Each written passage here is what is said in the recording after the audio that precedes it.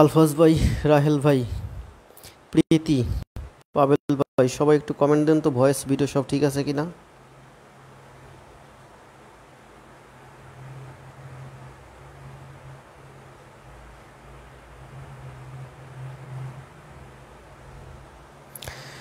লাইভে যারা আছেন সবাই একটু কমেন্ট দেন তো ভয়েস এবং ভিডিও সব ঠিক আছে কিনা।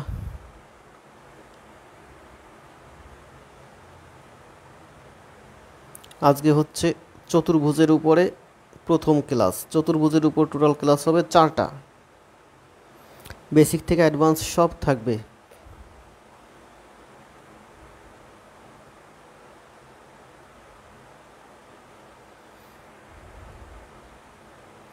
সবাই একটু কমেন্ট দেন ভয়েস এবং ভিডিও সব ঠিক আছে কিনা।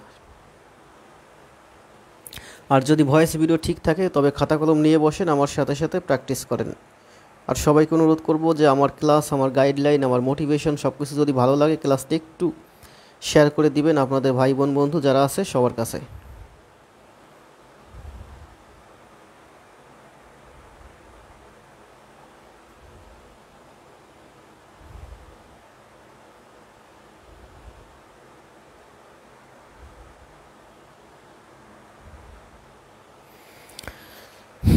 ভয়েস ভিডিও সব যদি ঠিক থাকে সবাই একটু শেয়ার করে দেবেন। ঠিক আছে, সুমিত দাস বলছে ঠিক আছে। যাক, ভয়েস ভিডিও যদি সব ঠিক থাকে তবে ক্লাস শুরু করব। সবাইকে বলবো যে আমার লাইভ ক্লাসটি একটু শেয়ার করে দিতে। যদি বেশি বেশি শেয়ার হয় তাহলে আমি নেক্সটও অনেক বেশি ফ্রি ক্লাস দেব।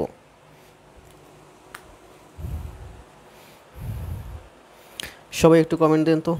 মোহাম্মদ নূর বলছে নাইস, ধন্যবাদ সাথে থাকার জন্য।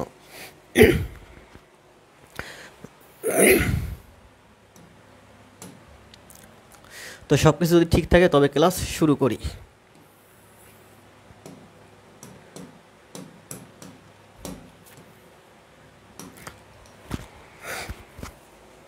অনেক ছোট ভাই বোন জয়েন করছে আমার সাথে, ধন্যবাদ সবাইকে। চাকুরি প্রত্যাশী প্রিয় শিক্ষার্থীবৃন্দ, আমার ছোট ভাই এবং বোনেরা, সকলকে অনেক অনেক ধন্যবাদ এবং অভিনন্দন। আগে জব পরে সব আমাদের এই প্ল্যাটফর্মে। আমি চতুর্ভুজের উপরে আজকে প্রথম ক্লাস দিচ্ছি। চতুর্ভুজের উপরে ক্লাস হবে 4টা। ব্যাংক থেকে বিসিএস, প্রিলিমিনারি থেকে রিটেন সব শেষ করে দেবো এই 4টা ক্লাসে। সবাইকে অনুরোধ করব আমার ক্লাস, আমার গাইডলাইন, আমার মোটিভেশন সব কিছু যদি ভালো লাগে একটু ক্লাসটা একটু শেয়ার করে দিতে। যদি অনেক বেশি শেয়ার হয় নেক্সট টাইমে চেষ্টা করবো আরও অনেক বেশি ফ্রি ক্লাস দেওয়ার আপনাদের জন্য। আপনাদের ছোট বড় ভাই বোন বন্ধু যারা আছে ব্যাংক এবং বিসিএসের জন্য প্রস্তুতি নিচ্ছে, বিশেষ করে তাদেরকে নিয়ে আসুন আমাদের এই প্ল্যাটফর্মে। চেষ্টা করব আমি আমার বেস্টটা দেবার। আমি দেখতে পাচ্ছি প্রায় 30+40-এর কাছাকাছি লাইভে জয়েন করছে। সবাইকে অনেক অনেক ধন্যবাদ আমার সাথে থাকার জন্য।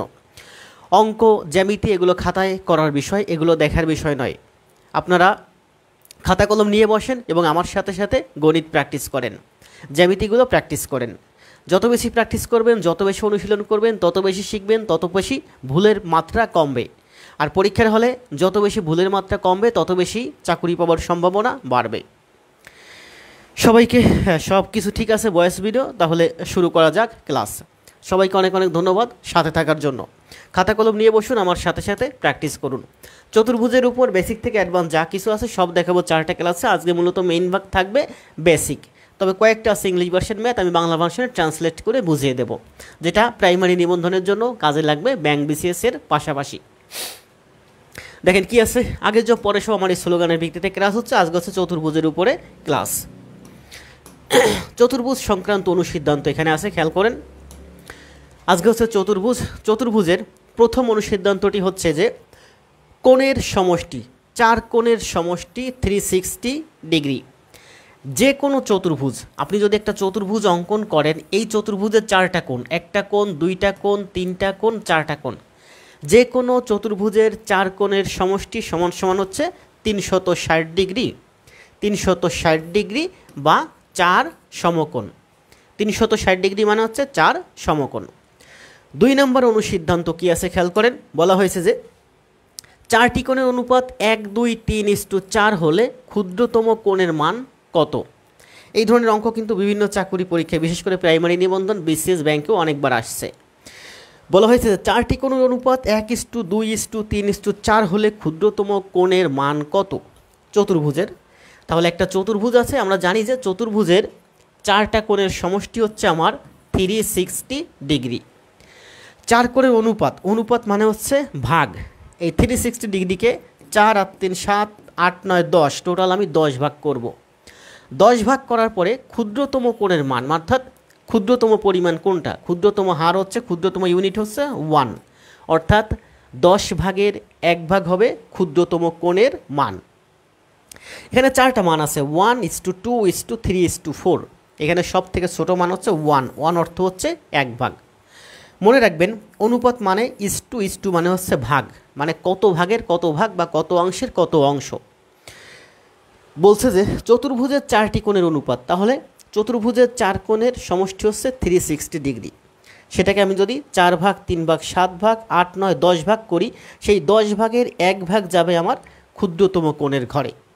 তাহলে আমি কি লিখতে পারি, আমি লিখতে পারি যে চতুর্ভুজের 4 কোণের অনুপাত যদি এত হয়, 4 কোণের সমষ্টি হচ্ছে 360 ডিগ্রি, এই 360 এর 10 ভাগের 1 ভাগ, 10 ভাগের 1 ভাগ অর্থাৎ 36 ডিগ্রি। 36 ডিগ্রি হচ্ছে সব থেকে ছোট কোণের বা ক্ষুদ্রতম কোণের মান।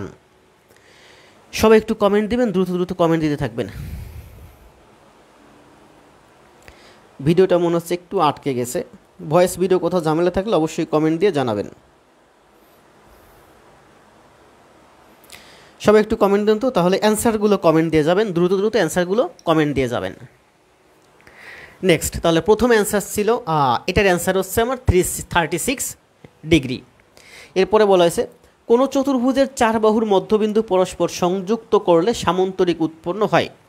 যে কোনো চতুর্ভুজ, মনে করে এই যে একটা চতুর্ভুজ আছে, এই চতুর্ভুজের 4টা বাহুর যে মধ্যবিন্দু আছে, এই মধ্যবিন্দুগুলো আমি যদি যুক্ত করে দেই, তবে এই মাঝখানে আমি একটা সামন্তরিক পাওয়া যায়।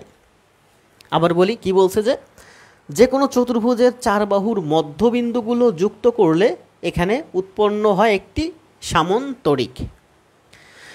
তাহলে চতুর্ভুজ নিয়ে প্রথম অনুসিদ্ধান্তগুলো আমরা করলাম, এবার আসি আমরা দ্বিতীয় অনুসিদ্ধান্তে। একটু দ্রুত যাব কারণ আমার হাতে অনেক তথ্য আছে, কারণ আমার প্রত্যেকটা ক্লাসে অনেক বেশি তথ্য থাকে। সবাই একটু একটু কমেন্ট দিয়ে যাবেন, 1 নাম্বার 2 নাম্বার 3 নাম্বারে। এরপরে আছে আমার সামন্তরিক। সামন্তরিকে কি বলা হয়েছে খেয়াল করেন, সামন্তরিকে প্রথমে বলা হয়েছে বিপরীত কোণদ্বয় সমান। সামন্তরিক কি, এটা হলো আমার একটা আয়তক্ষেত্র। এই আয়তক্ষেত্রটাকে আমি যদি চাপ দিয়ে একটু বাঁকা করি, তবে সেটা হয়ে যায় সামন্তরিক। ঠিক এইরকম হয়ে যায়, আয়তক্ষেত্রটা আমি যদি চাপ দিয়ে একটু বাঁকা করি, তবে সেটা হয়ে যায় সামন্তরিক। বলা হয়েছে বিপরীত কোণদ্বয় সমান। এই সামন্তরিকের এই কোণ আর এই কোণ সমান, আবার এই কোণ আর এই কোণ সমান, বিপরীত কোণদ্বয় সমান। এরপরে বলা হয়েছে সংলগ্ন কোণদ্বয় পরস্পর সম্পূরক। সংলগ্ন কোণদ্বয়, মনে করেন যে এই কোণটা আর এই কোণটা পরস্পর সম্পূরক, মানে এই দুইটা কোণের সমষ্টি হচ্ছে আমার 180 ডিগ্রি। আবার এই কোণটা আর এই কোণটা, এই কোণটা আর এই কোণটা সম্পূরক, কারণ এই দুইটা কোণের সমষ্টি হচ্ছে 180 ডিগ্রি। আবার এই কোণটা আর এই কোণটা, এই দুইটা কোণ হচ্ছে সম্পূরক, কারণ এই দুইটা কোণের মান হচ্ছে 180। আবার এই কোণটা আর এই কোণটাও সম্পূরক, কারণ এই কোণটা আর এই কোণটা, এই দুইটা কোণের সমষ্টি হচ্ছে 180। তাহলে দুইটা কোণের সমষ্টি যদি 180 হয়, তবে তাদেরকে সম্পূরক কোণ বলে। এরপরে বলা হয়েছে কর্ণদ্বয় ছেদবিন্দুতে সমদ্বিখণ্ডিত করে।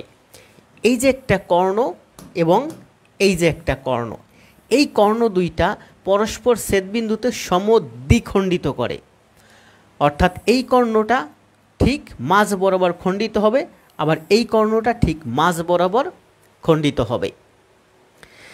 এরপরে বলা হয়েছে সামন্তরিকের কর্ণ সামন্তরিককে সর্বসম 2টি ত্রিভুজ ক্ষেত্রে বিভক্ত করে। সামন্তরিকের কর্ণ সামন্তরিকটিকে, খেয়াল করেন এই যে একটা সামন্তরিক, বলা হয়েছে যে সামন্তরিকের কর্ণ, এই হলো আমার সামন্তরিকের কর্ণ। সামন্তরিকের কর্ণ সামন্তরিককে 2টি সর্বসম ত্রিভুজে বিভক্ত করে, অর্থাৎ এই ত্রিভুজটা আর এই ত্রিভুজটা সর্বসম, এই ত্রিভুজটা সকল দিক থেকে সর্বসম। এরপরে বলা হয়েছে ক্ষেত্রফল হচ্ছে ভূমি ইন্টু উচ্চতা। এই সামান্তরিকের ক্ষেত্রফল হচ্ছে ভূমি ইন্টু উচ্চতা। উচ্চতা মানে হচ্ছে ভূমি এবং অপর বিপরীত বাহুর মধ্যবর্তী লম্ব দূরত্ব। এরপরে বলা হয়েছে সামান্তরিকের দুই বাহু এবং সংলগ্ন কোণের মান দেওয়া থাকলে সামান্তরিকের দুইটা বাহু, খেয়াল করেন, সামান্তরিকের দুই বাহু এবং সংলগ্ন কোণের মান দেওয়া থাকলে, খেয়াল করুন, এইরকম একটা ত্রিভুজ ক্ষেত্র আছে।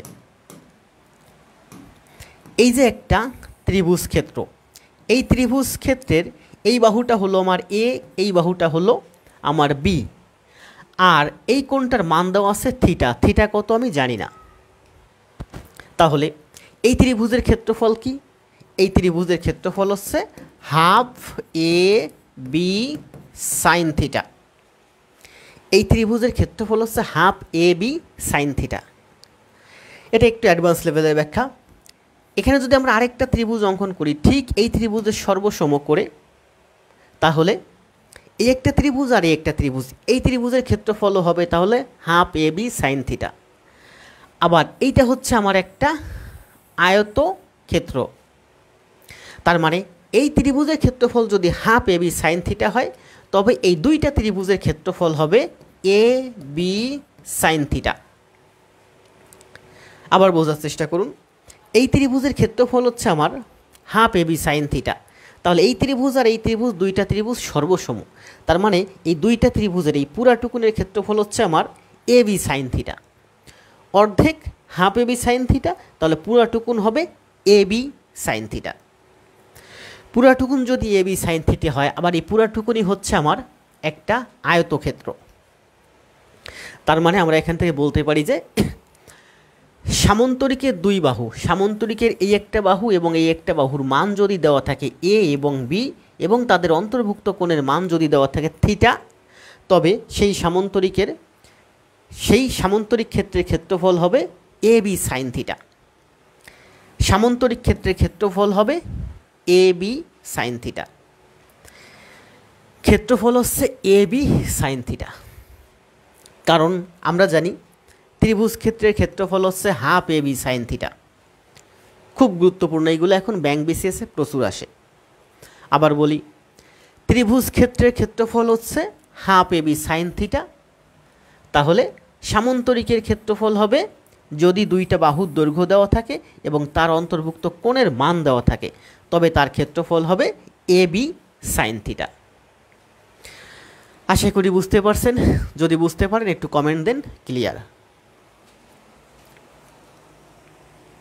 এই জায়গা থেকে কে বুঝতে পারছেন, যদি হাতে সময় থাকে একটু টাইপ করে দিবেন যে এ বি সাইন থিটা। আবার বলি, খুব গুরুত্বপূর্ণ, এগুলো একটু অ্যাডভান্স লেভেলের, এগুলো এখন প্রচুর আসে। যে ত্রিভুজের একটি বাহু যদি হয় এ, আরেকটা বাহু যদি হয় বি, এবং তার অন্তর্ভুক্ত কোণ যদি হয় থিটা, তাহলে অথবা এই অন্তর্ভুক্ত কোণের মান আমি দিয়ে দিই। মনে করেন যে এই কোণের মান হচ্ছে আমার 30 ডিগ্রি, তাহলে এই ত্রিভুজের ক্ষেত্রফল হচ্ছে আমার half A B sine theta. Theta মানে হচ্ছে সাইন 30 ডিগ্রি। এই ত্রিভুজের ক্ষেত্রফল হচ্ছে half A B sine theta. তাহলে আমি এখানে যদি আরেকটা ত্রিভুজ অঙ্কন করি, এই ত্রিভুজটা দুইটা সর্বসম ত্রিভুজ অঙ্কন করি, তবে এই ত্রিভুজের ক্ষেত্রফল হচ্ছে half A B sine theta, এই ত্রিভুজের ক্ষেত্রফল হচ্ছে half A B sine theta. তার মানে এই ভিতরের পুরাটুকুনের ক্ষেত্রফল হবে half A B sine theta, half A B sine theta মানে হচ্ছে হাফ যোগ হাফ মানে 1 এ বি সাইন থিটা বা এ বি সাইন থিটা। এখানে থিটা মানে হচ্ছে আমার 30 ডিগ্রি। তাহলে ত্রিভুজের ক্ষেত্রফল হচ্ছে half A B sine theta, আর যদি সামান্তরিক হয় তবে সামান্তরিকের ক্ষেত্রফল হবে এ বি সাইন থিটা।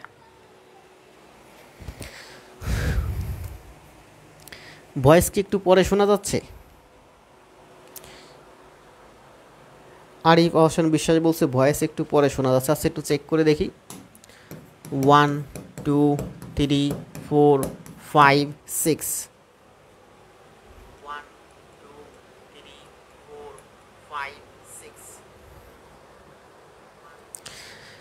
আসলেই তো ভয়েস একটু পরে শোনা যাচ্ছে। 1 2 3 4 5 6।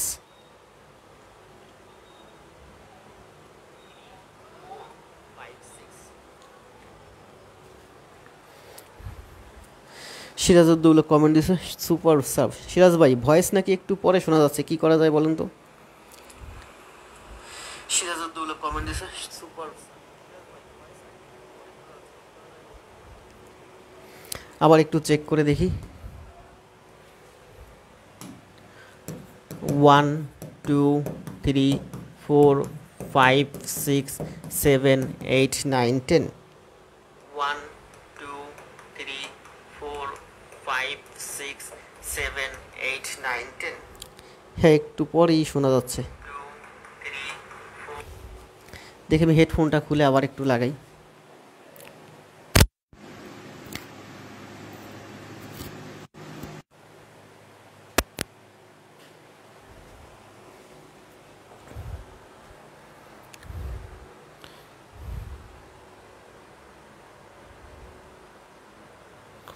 দেখেন তো এবার ঠিক আছে কিনা।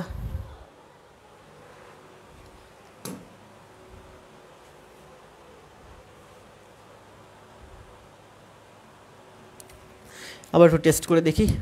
1 2 5 6 7 9। আবার একটু টেস্ট করে দেখি। 1 2 5 6 7 9।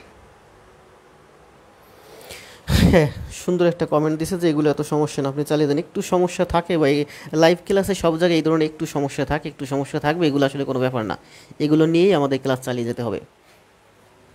যাক, তাহলে আমরা কি দেখলাম? সর্বশেষ দেখলাম যে ত্রিভুজ ক্ষেত্রের ক্ষেত্রফল হচ্ছে আমার half A B sine theta, আর আয়তাকার ক্ষেত্রের ক্ষেত্রফল হচ্ছে আমার A B sine theta. Next এখানে কি আছে খেয়াল করেন, বলা হয়েছে এবার আসতেছে আমরা বর্গে কর্ণদ্বয় সমদ্বিখণ্ডিত করে। বর্গের কর্ণ খেয়াল করেন, এই যে একটা বর্গ অঙ্কন করলাম, এই বর্গের কর্ণদ্বয় পরস্পরকে সমদ্বিখণ্ডিত করে, অর্থাৎ এইটুকুন সমান সমান এইটুকুন, এইটুকুন সমান সমান এইটুকুন, কর্ণদ্বয় সমদ্বিখণ্ডিত করে। চারটি সর্বসম ত্রিভুজ ক্ষেত্রে বিভক্ত করে। এখানে চারটি সর্বসম ত্রিভুজ ক্ষেত্র হয়েছে, খেয়াল করেন। এই একটা ত্রিভুজ ক্ষেত্র, এই একটা ত্রিভুজ ক্ষেত্র, এই একটা ত্রিভুজ ক্ষেত্র, এই একটা ত্রিভুজ ক্ষেত্র, চারটি সর্বসম ত্রিভুজ ক্ষেত্রে বিভক্ত করে। কর্ণ হচ্ছে √2a। এই বর্গের বাহু যদি হয় a, তবে এই বর্গের কর্ণ হয় আমার √2, কর্ণ হবে আমার √2a। এরপরে বলা আছে ক্ষেত্রফল হচ্ছে a স্কোয়ার। বাহু যদি হয় a, তবে এই বর্গের ক্ষেত্রফল হচ্ছে আমার a স্কোয়ার। এরপরে বলা হয়েছে বা বর্গের ক্ষেত্রফল হলো half into d1 d2। d1 মানে হচ্ছে কর্ণ, d2 মানে হচ্ছে কর্ণ। আমরা জানি রম্বাসের ক্ষেত্রফল হচ্ছে হাফ ইন্টু d1 d2, মানে হাফ ইন্টু কর্ণ দুইটির গুণফল, এটা হচ্ছে রম্বাসের ক্ষেত্রফল।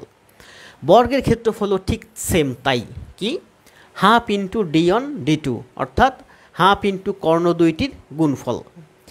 এই থিওরিটা রম্বাসের ক্ষেত্রে লাগে, বর্গের ক্ষেত্রে লাগে না। তবে রিসেন্টলি বর্গের ক্ষেত্রেও এই শর্তটা লাগে। এই শর্ত দিয়ে, এই সূত্র দিয়ে আমরা করলে অঙ্কের অ্যান্সারটা আরও দ্রুত বের করতে পারি। Half into d1 d2। এরপরে আসেন নেক্সটে, বলা হয়েছে তাহলে বর্গের ক্ষেত্রফল আমরা জানতাম যে বর্গের বাহু যদি এ হয়, বর্গের ক্ষেত্রফল a স্কোয়ার। আজকে দেখলাম যে বর্গের ক্ষেত্রফল হাফ ইন্টু d1 d2, অর্থাৎ হাফ ইন্টু কর্ণ দুইটির গুণফল। এরপরে আসেন দুইটি বর্গের বাহুর দৈর্ঘ্য যথাক্রমে a এবং b হলে তাদের অনুপাত সমূহ। দুইটি বর্গ খেয়াল করেন, এই যে একটা বর্গ, এই বর্গের বাহুর দৈর্ঘ্য হচ্ছে a, আর তার পাশে আরেকটা বর্গ আছে, এই বর্গের বাহুর দৈর্ঘ্য হচ্ছে b। যদি দুইটা বর্গ এমন হয় যে এই বর্গের বাহুর দৈর্ঘ্য হচ্ছে a আর এই বর্গের বাহুর দৈর্ঘ্য হচ্ছে b, তবে তাদের ক্ষেত্রফলের অনুপাত হচ্ছে a square is to b square. পরিসীমার অনুপাত হবে a ইজ টু b। কর্ণের অনুপাত হবে a ইজ টু b। আবার বুঝেন, এই বর্গের বাহু হচ্ছে a আর এই বর্গের বাহু হচ্ছে b। যদি এমন হয় যে দুইটি বর্গ, প্রথম বর্গের বাহুর দৈর্ঘ্য a, দ্বিতীয় বর্গের বাহুর দৈর্ঘ্য b, তবে এই দুইটা বর্গের ক্ষেত্রফলের অনুপাত হবে A square is to B square. এটার ক্ষেত্রফল এ স্কোয়ার, এটার ক্ষেত্রফল বি স্কোয়ার, এটা হচ্ছে ক্ষেত্রফলের অনুপাত। এই দুইটি বর্গের পরিসীমার অনুপাত হবে এ ইস টু বি। পরিসীমার অনুপাত হবে এ ইস টু বি। কীভাবে আমরা দেখি কিভাবে হয়। এই বর্গের পরিসীমা হলো আমার 4a, আর এই বর্গের পরিসীমা হলো 4b। তাহলে 4 4 কাটা গেলে এ ইস টু বি হয়।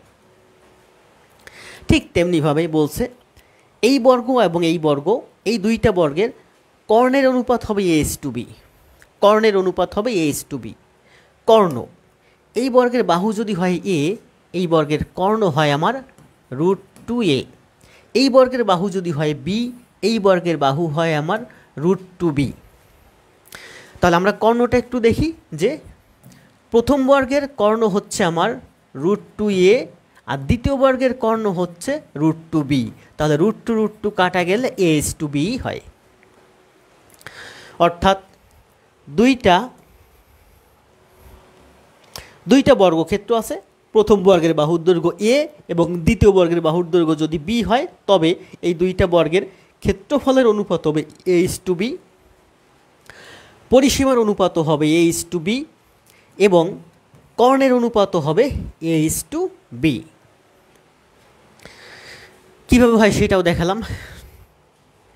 3 নম্বর শর্তটা দেখেন, দুইটি বর্গের ক্ষেত্রফল যথাক্রমে এ ও বি হলে, দুইটি বর্গের, এখানে হচ্ছে বাহু এ, এখানে হচ্ছে বাহু বি।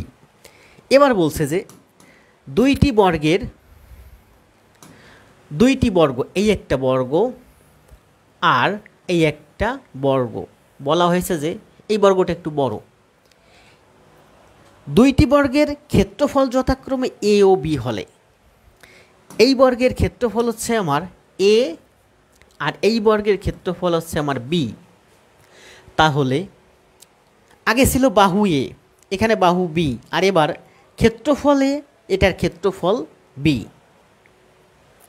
যদি এমনটি হয় তবে বলা হয়েছে যে তাদের কিসের অনুপাত, প্রথমে বলছে বাহুর অনুপাত √2 √b। এই বর্গের ক্ষেত্রফল যদি এ হয় তবে বাহু হয় আমার √a। বাহু এর স্কোয়ার করলে ক্ষেত্রফল, ক্ষেত্রফলকে রুট করলে বাহু। এই বর্গের ক্ষেত্রফল যদি বি হয় তবে এই বর্গের বাহু হবে আমার √b। তার মানে এই বর্গের বাহু এ √a, আর এই বর্গের বাহু √b। তার মানে বাহুর অনুপাত হচ্ছে √a √b। তাহলে আমরা লিখতে পারি কি যে বাহুর অনুপাত হচ্ছে আমার √a ইস টু √b। এই বর্গের ক্ষেত্রফল যদি এ হয় আর এই বর্গের ক্ষেত্রফল যদি বি হয়, তবে আমরা লিখতে পারি যে এই বর্গের বাহু এবং এই বর্গের বাহুর অনুপাত হচ্ছে √a ইস টু √b। এরপরে বলছে পরিসীমা √a ইস টু √b, পরিসীমাও হবে √a ইস টু √b। তাহলে আমরা দেখি পরিসীমা। আবার বলছে কর্ণের অনুপাতও হবে √a ইস টু √b। কর্ণের অনুপাতও হবে আমার √a ইস টু √b। তাহলে আমি বলি এই বর্গের ক্ষেত্রফল যদি এ হয় আর এই বর্গের ক্ষেত্রফল যদি বি হয়, তবে এই দুইটা বর্গের বাহুর অনুপাত √a ইস টু √b, পরিসীমার অনুপাত √a ইস টু √b, কর্ণের অনুপাত √a ইস টু √b, সবগুলোই সেম। কারণ আমরা দেখলাম যে এখানে বাহু হয় √a, বাহু হয় √b, √a √b। পরিসীমাও √a √b। কীভাবে? এটার বাহু যদি হয় √a, তবে এটার পরিসীমা হয় 4√a। এটার বাহু যদি হয় √b, এটার পরিসীমা হবে আমার 4√b। তাহলে 4 4 কাটা গেলে √a ইস টু √b হয়। তার মানে পরিসীমার অনুপাত হবে √a ইস টু √b। আবার এটার বাহু যদি হয় √a, এটার বাহু যদি হয় √b, তবে এটার কর্ণ হবে আমার √2 √a। বাহুকে √2 দিয়ে গুণ করলে কর্ণ পাওয়া যায়। এটার বাহু যদি হয় √b, তবে এইটার কর্ণ হবে আমার √2 √b। √b হচ্ছে এই চতুর্ভুজের এই বর্গের বাহু। তো বাহুকে আমি যদি √2 দিয়ে গুণ করি তবে কর্ণ পাওয়া যায়। তার মানে এই বর্গের কর্ণ হচ্ছে আমার √2 √a, আর এই বর্গের কর্ণ হচ্ছে √2 √b। তাহলে √2 √2 কাটা যায়, আমার থেকে √2 √b। আমরা যেভাবেই হিসাব করি না কেন, দুইটি বর্গ যদি থাকে, প্রথম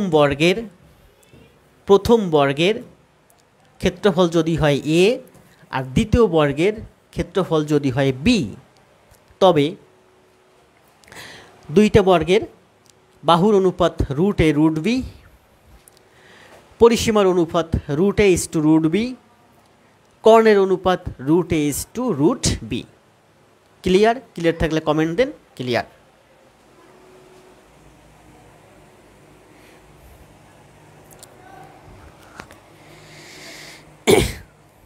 সবাই কমেন্ট দেন দ্রুত।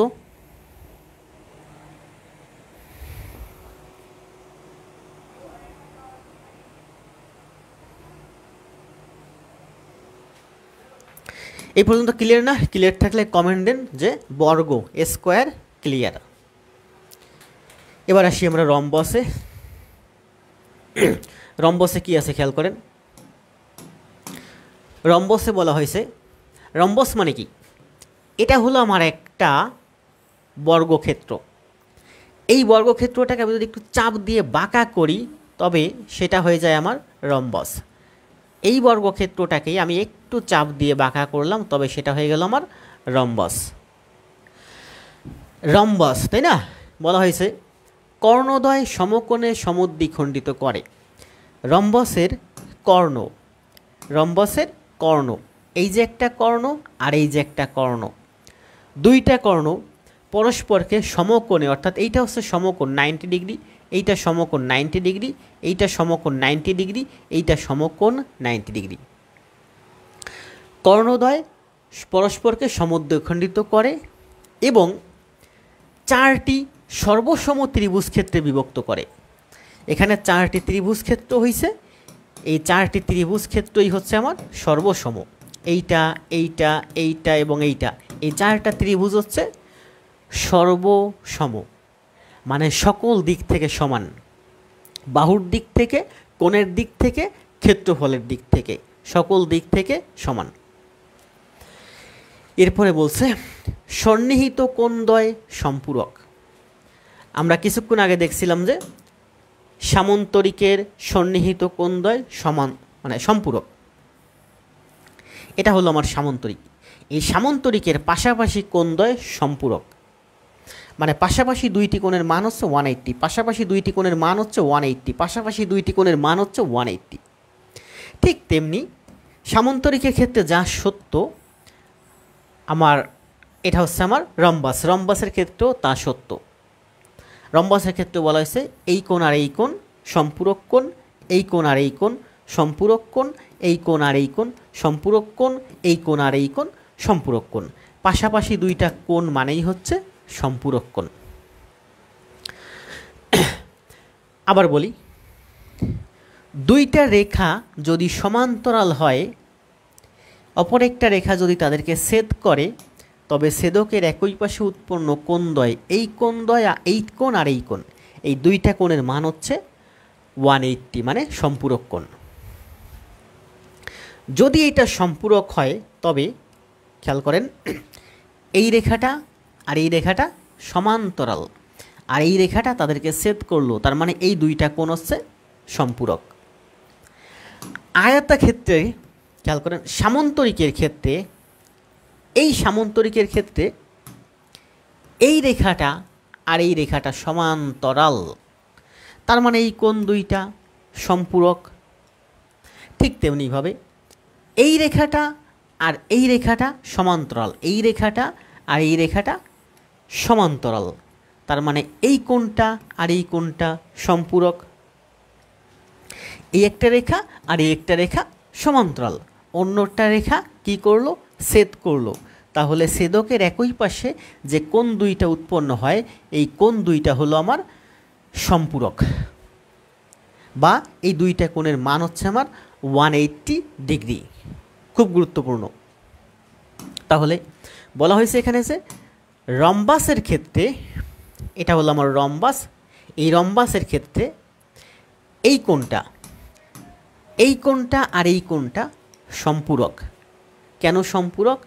কারণ এই বাহুটা আর এই বাহুটা সমান্তরাল, এই রেখাটা হচ্ছে তাদের ছেদক, তার মানে এই কোণটা আর এই কোণটা সম্পূরক। ঠিক তেমনিভাবে এই কোণটা আর এই কোণটা সম্পূরক, এই কোণটা আর এই কোণটা সম্পূরক, এই কোণটা আর এই কোণটা সম্পূরক। মানে পাশাপাশি দুইটা কোণ সম্পূরক, বা পাশাপাশি যে কোনো দুইটা কোণের সমষ্টি 180 ডিগ্রি। সম্পূরক মানেই হচ্ছে 180 ডিগ্রি। এরপরে বলছে ক্ষেত্রফল half into D1 D2, half into কর্ণ দুইটির গুণফল। তাহলে ক্ষেত্রফল কি? Half into D1 into D2, half into D1 D2, এটা হচ্ছে আমার রম্বাসের ক্ষেত্রফল।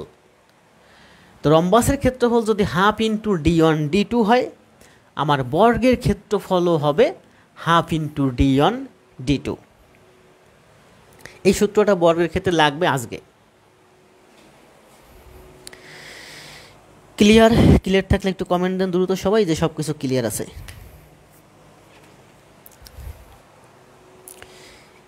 এবার আসেন ট্র্যাপিজিয়াম। ট্র্যাপিজিয়ামের পরেই আছে অনেকগুলো অঙ্ক। কি বলছে খেয়াল করেন। ট্র্যাপিজিয়ামের সমান্তরাল বাহু দুইটির একটি বাহুকে ভূমি এবং অপর দুইটি বাহুকে তির্যক বাহু বলে। আমরা যদি একটা ট্র্যাপিজিয়াম অঙ্কন করি, তবে এই ট্র্যাপিজিয়াম মানে কি?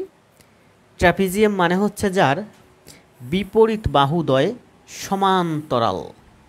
এই বাহুটা আর এই বাহুটা যখনই সমান্তরাল হবে, যে কোনো দুইটা বাহু যখনই সমান্তরাল হবে, তখনই সেটা হবে ট্র্যাপিজিয়াম। চার বাহু দ্বারা ক্ষেত্র, চার বাহু দ্বারা সীমাবদ্ধ ক্ষেত্র, যার যে কোনো দুইটা বাহুই হচ্ছে সমান্তরাল। এই বাহুটা আর এই বাহুটা সমান্তরাল, তার মানে এটা হচ্ছে ট্র্যাপিজিয়াম। তাহলে কি বলছে? সমান্তরাল বাহু দুইটির একটি বাহুকে ভূমি, এই সমান্তরাল বাহু দুইটির যে কোনো একটিকে ভূমি বলে। এটা আমি নিচে অঙ্কন করছি, ধরি এটা হলো আমার ভূমি। এটা যদি ভূমি হয়, অপর বাহু দুইটিকে তির্যক বাহু বলে। এই দুইটা বাহুকে, এই বাহুটা আর এই বাহুটাকে তির্যক বাহু বলে। তির্যক বাহু দুইটি সমান হলে, এখন ট্র্যাপিজিয়ামটা যদি আমার এইরকম হয়, এইরকম একটা ট্র্যাপিজিয়াম আছে যেখানে এই তির্যক বাহু আর এই তির্যক বাহুর দৈর্ঘ্য সমান।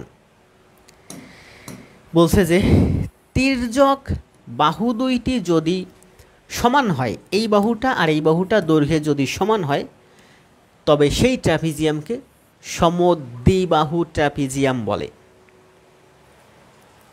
ট্র্যাপিজিয়ামের তির্যক বাহু দুইটি যদি সমান হয়, তবে তাকে সমদ্বিবাহু ট্র্যাপিজিয়াম বলে। এরপরে বলছে সমান্তরাল রেখাদ্বয় কখনোই সমান হতে পারবে না। সমান্তরাল রেখা কোনটা? এই যে একটা রেখা আর এই যে একটা রেখা, এই দুইটা রেখা কখনোই সমান হতে পারবে না। কিভাবে? খেয়াল করুন যে এই রেখাটা আর এই রেখাটা যদি দৈর্ঘ্যে সমান হয়, এই রেখাটা আর এই রেখাটার দৈর্ঘ্যে যদি সমান হয়, তবে তারা সামান্তরিক হয়ে যাবে, তা কখনোই ট্র্যাপিজিয়াম হবে না। এই জন্য বলছে যে সমান্তরাল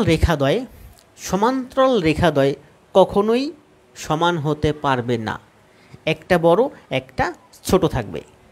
তাহলে এটা হবে আমার ট্র্যাপিজিয়াম। এরপরে বলছে তির্যক বাহুদ্বয় সমান হতে পারে। এই বাহুটা আর এই বাহুটার দৈর্ঘ্য সমান হতে পারে, এই বাহুটার দৈর্ঘ্য এবং এই বাহুটার দৈর্ঘ্য সমান হতে পারে। তির্যক বাহু দুইটা সমান হতে পারে। যদি সমান হয়, তবে তাকে বলে সমদ্বিবাহু ট্রাপিজিয়াম। এরপর কি বলছে, তির্যক বাহু সংলগ্ন কোণদ্বয় সম্পূরক। খুব গুরুত্বপূর্ণ, খেয়াল করুন।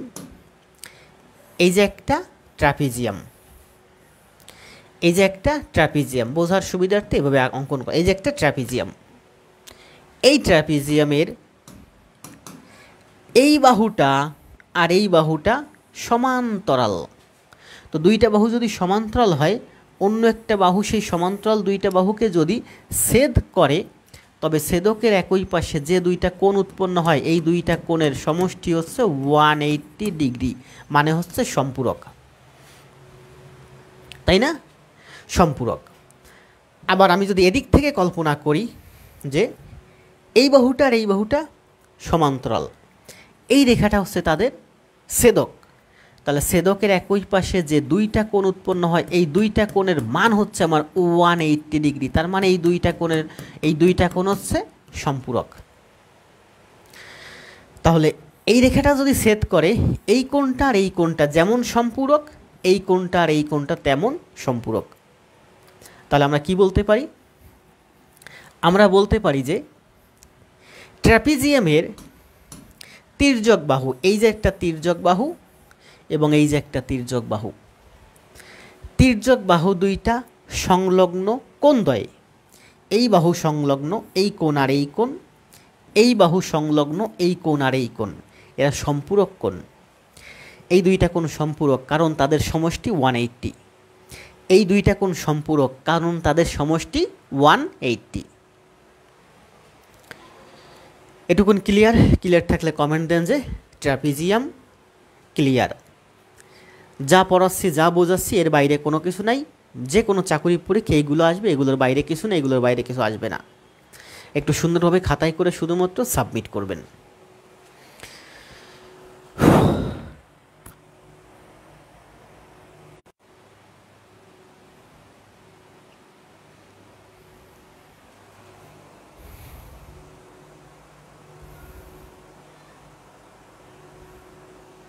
এবার আসুন নেক্সটে। ধন্যবাদ সবাই কমেন্ট দেওয়ার জন্য। তাহলে অনুসিদ্ধান্তগুলো শেষ। এবার আমরা সোজা চলে যাব ম্যাথে, অঙ্কে। এখানে কি আছে খেয়াল করেন, এগুলো আপনারা খুব সুন্দর করে কমেন্ট দিবেন। প্রথম ম্যাথটাতে কি আছে খেয়াল করেন, দেখেন বলছে কোনো সামান্তরিকের সন্নিহিত বাহুর দৈর্ঘ্য যথাক্রমে 10 সেন্টিমিটার এবং 8 সেন্টিমিটার। একটা সামান্তরিক আছে ঠিক এইরকম, যার সন্নিহিত বাহুর দৈর্ঘ্য 10 সেন্টিমিটার এবং 8 সেন্টিমিটার। মানে এইটা হচ্ছে আমার 10 সেন্টিমিটার আর এইটা হচ্ছে আমার 8 সেন্টিমিটার, এবং তাদের অন্তর্ভুক্ত কোণ 30 ডিগ্রি, এবং তাদের অন্তর্ভুক্ত কোণ হচ্ছে 30 ডিগ্রি। তাহলে এই সামান্তরিকটির ক্ষেত্রফল নিচের কোনটা হবে? নিজেই অ্যান্সার দেন। সামান্তরিকের এই বাহুর দৈর্ঘ্য হচ্ছে 8, এই বাহুর দৈর্ঘ্য হচ্ছে 10, সংলগ্ন দুইটা বাহুর দেওয়া আছে এবং বাহু সংলগ্ন কোণ দেওয়া আছে 30 ডিগ্রি। তাহলে এই সামান্তরিকের ক্ষেত্রফল কত? আমরা দেখলাম যে সামান্তরিক ক্ষেত্রের ক্ষেত্রফল হচ্ছে এ বি সাইন থিটা। এখানে এ মানে হচ্ছে 8 আর বি মানে হচ্ছে আমার 10 আর সাইন থিটা মানে হচ্ছে সাইন 30 ডিগ্রি। সাইন 30 ডিগ্রি এর মান হচ্ছে হাফ। 2 দিয়ে কাটলে 5, 5 আটা 40। তার মানে এই সামান্তরিক ক্ষেত্রের ক্ষেত্রফল হচ্ছে 40। বুঝতে পারলে কমেন্ট দেন, অ্যান্সার হচ্ছে 40।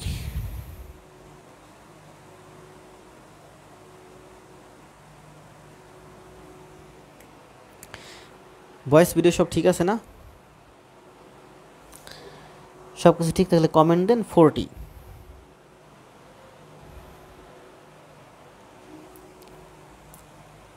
এখন আমরা করব শুধু অঙ্ক।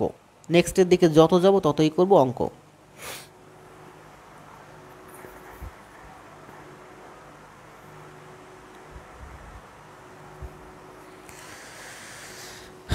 নেক্সট এখানে কি বলছে খেয়াল করেন, যদিও এটা ইংরেজিতে আছে।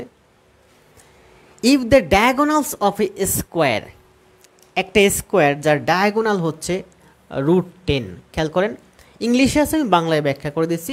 এটা প্রবাসী কল্যাণ ব্যাংকে এক্সিকিউটিভ অফিসারে আসছে 17 সালে। ব্যাংক বিশেষ বলেন প্রাইমারি নিবন্ধনের জন্য গুরুত্বপূর্ণ। আমি বাংলায় ব্যাখ্যা করে দিচ্ছি। বলছে যে the diagonal of A square, একটা স্কোয়ার আছে যার ডায়াগোনাল, এই যে কর্ণ, এই ডায়াগোনাল দেওয়া আছে √10। তাহলে বলা হয়েছে what is the area of the square, তবে এই স্কোয়ারের এরিয়া কত, তাই না? এই স্কোয়ারের এরিয়া কত? খেয়াল করেন, এই স্কোয়ার মানে এই বর্গের এরিয়া কত। আমরা জানি যে বর্গের কর্ণ যদি √10 হয়, আমরা কিছুক্ষণ আগে শিখছি কি যে বর্গের কর্ণ, সরি এটা তো বর্গ না, এটা তো আমি, এটা বলছে একটা স্কোয়ার। এই যে একটা স্কোয়ার, এই স্কোয়ারের কর্ণের দৈর্ঘ্য হচ্ছে √10। তাহলে এই বর্গের what is the area of the square, তাহলে এই স্কোয়ারের ক্ষেত্রফল কত? আমরা একটু আগে দেখলাম যে বর্গের ক্ষেত্রফল হচ্ছে ½ × d1 × d2। প্রবাসী কল্যাণ ব্যাংকে এক্সিকিউটিভ অফিসার 17-তে আসছে। তাহলে আমরা লিখতে পারি ½ × √10 × √10, মানে ½ × 10, √10 গুণ √10 মানে হচ্ছে 10। এটা কাটলে হয় 5, তাহলে এটার অ্যান্সার হচ্ছে আমার 5। তাহলে আমরা কি করলাম যে বর্গের কর্ণ দেওয়া আছে √10, তবে তার ক্ষেত্রফল হয় ½ × কর্ণ দুইটির গুণফল।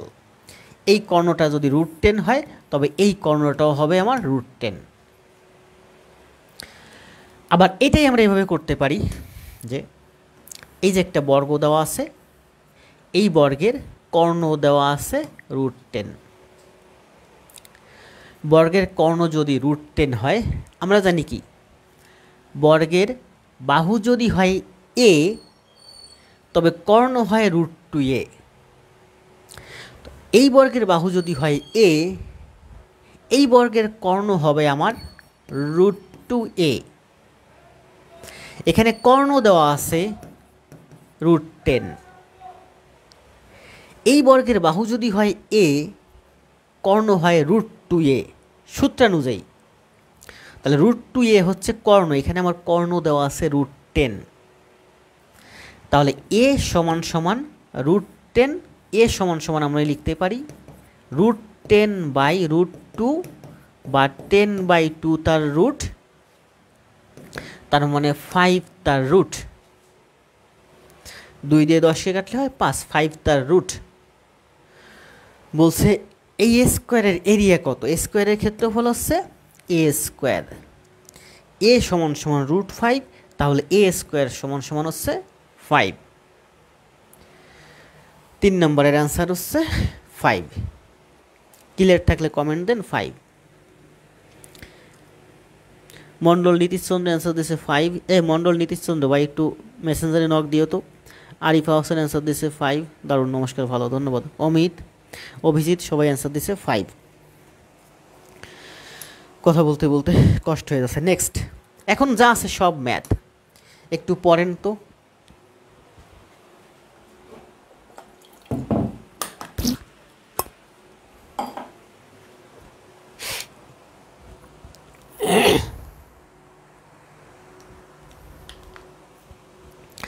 সাইমা ধন্যবাদ। এটা কি বলছে? এটা সেলফ টাস্ক, আপনাদের নিজেদের করতে দিছি। অ্যান্সার দেন, দেখি কি হয় অ্যান্সার। সেলফ টাস্ক, সময় দেব মাত্র 30 সেকেন্ড, অ্যান্সার দেন।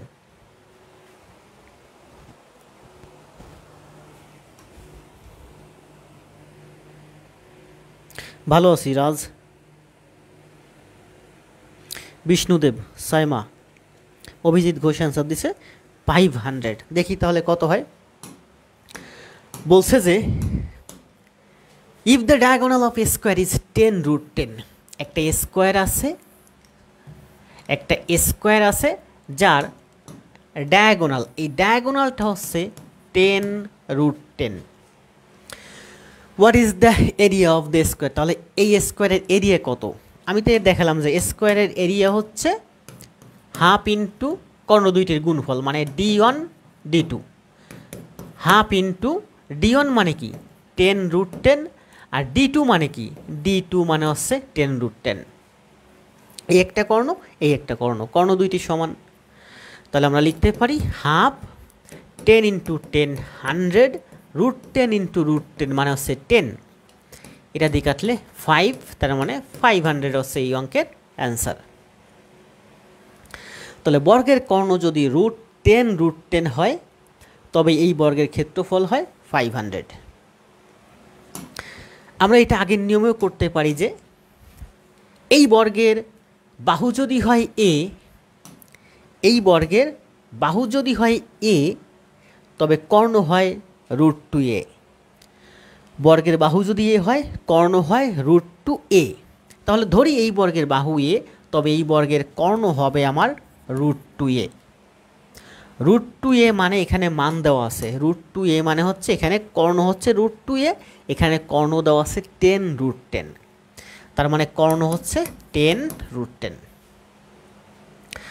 তাহলে আমরা এখান থেকে কি লিখতে পারি, a সমান সমান 10√10/√2।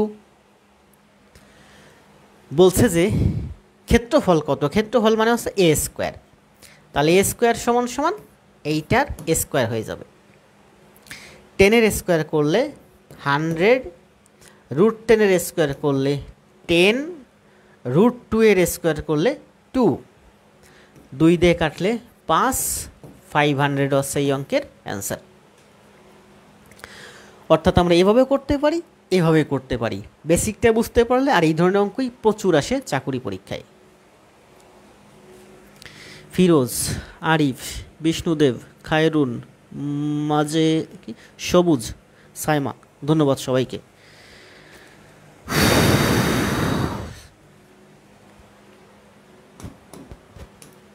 নেক্সট, এটা কমন প্রশ্ন, মানে এই ধরনের অঙ্ক প্রচুর আসে চাকুরি পরীক্ষায়।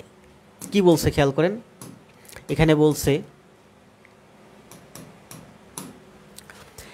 একটি আয়তক্ষেত্রের প্রস্থ অপেক্ষা দৈর্ঘ্য 4 মিটার বেশি।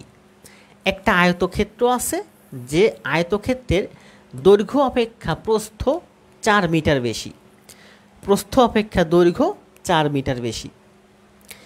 এর ক্ষেত্রফল 192, এর ক্ষেত্রফল হচ্ছে 192 বর্গমিটার। তবে পরিসীমা কত, তবে এর পরিসীমা কত? এটার ক্ষেত্রফল 192 মানে কি? আয়তক্ষেত্রের ক্ষেত্রফল মানে কি? আয়তক্ষেত্রের ক্ষেত্রফল হচ্ছে দৈর্ঘ্য ইন্টু প্রস্থ। তাহলে দৈর্ঘ্য ইন্টু প্রস্থ গুণ করলে 192 হয়। তাহলে আমরা দেখি 192 গুণ 192, এটাকে আমরা 4 দিয়ে ভাগ করলে হয় 48, 4 দিয়ে ভাগ করলে হয় 12, অর্থাৎ 192 এর উৎপাদক হলো 4, 4, 12। তাহলে আমরা এখান থেকে দেখতে পাই 4 4 16 ইন্টু 12 সমান সমান 192। 192কে আমরা লিখতে পারি 16 ইন্টু 12, আবার 16 ইন্টু 12 সমান সমান 192। আবার এখানে প্রস্থ অপেক্ষা দৈর্ঘ্য কিন্তু 4 মিটার বড় হচ্ছে, এই যে 4 মিটার বড়। 192কে আমরা কিন্তু 192কে আমরা লিখতে পারি 4 ইন্টু 48। 192কে আমরা লিখতে পারি 4 ইন্টু 48, কিন্তু সেখানে দৈর্ঘ্য কিন্তু প্রস্থের থেকে 40 বেশি। আমাকে বলছে এখানে দৈর্ঘ্য হচ্ছে প্রস্থের থেকে মাত্র 4 বেশি, এই জন্য উপযোগীটা আমি নিব। আমি দেখতে পাই যে 12 এবং 16 গুণ করলে 192 হয়, তার মানে দৈর্ঘ্য গুণ প্রস্থ সমান সমান 192, আবার দৈর্ঘ্য হচ্ছে প্রস্থের থেকে 4 মিটার বেশি। তাহলে আমি এটা পেয়ে গেলাম, ক্ষেত্রফল 192, দৈর্ঘ্য প্রস্থের 4 মিটার বেশি, তার মানে দৈর্ঘ্য প্রস্থ হচ্ছে 16 এবং 12।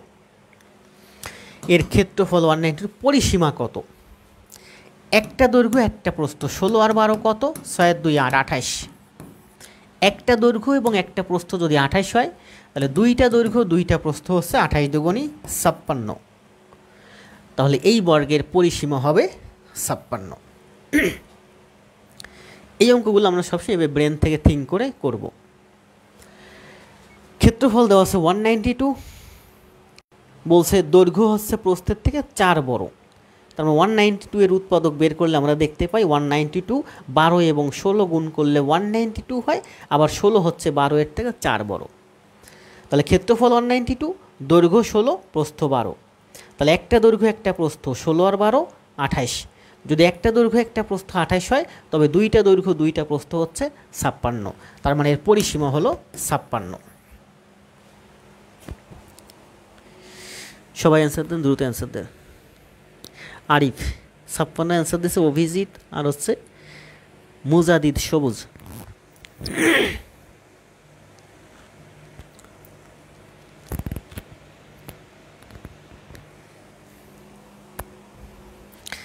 নেক্সট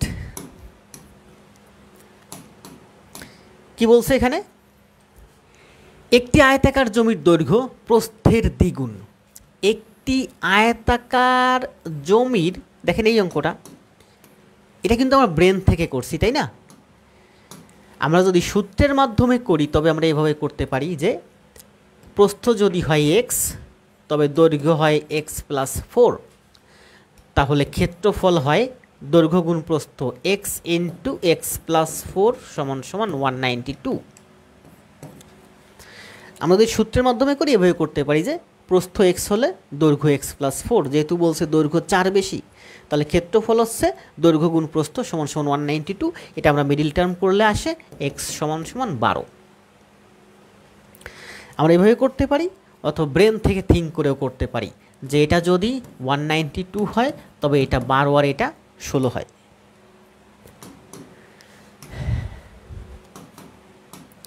এখানে বলছে একটি আয়তাকার জমির দৈর্ঘ্য প্রস্থের দ্বিগুণ।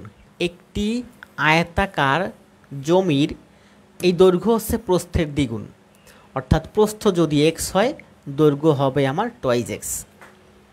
তার ক্ষেত্রফল 800 বর্গমিটার। এর ক্ষেত্রফল হচ্ছে 800 বর্গমিটার হলে জমিটির পরিসীমা কত, পরিসীমা বের করতে বলা হয়েছে। বের করেন, 30 সেকেন্ড সময় দিলাম, বের করে দেন।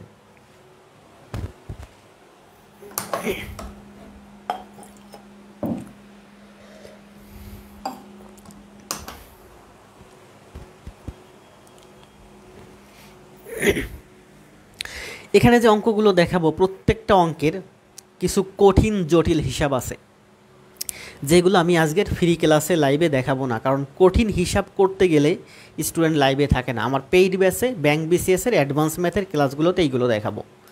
জটিল কঠিন যা কিছু আছে এর মধ্যে তার কোনো কিছু আমি এখানে দেখাবো না, কারণ কঠিন কোনো কিছু দেখাতে গেলে স্টুডেন্ট থাকে না লাইভে। একেবারে বেসিক যে আলোচনা সেগুলো করতেছি, আর এর মধ্যে যেগুলো জটিল আছে সেগুলো আমি লিভ করে যাচ্ছি, এগুলো মার্ক করে রাখবো, পরবর্তী ক্লাসে আমি দেখাবো অ্যাডভান্স ক্লাসে।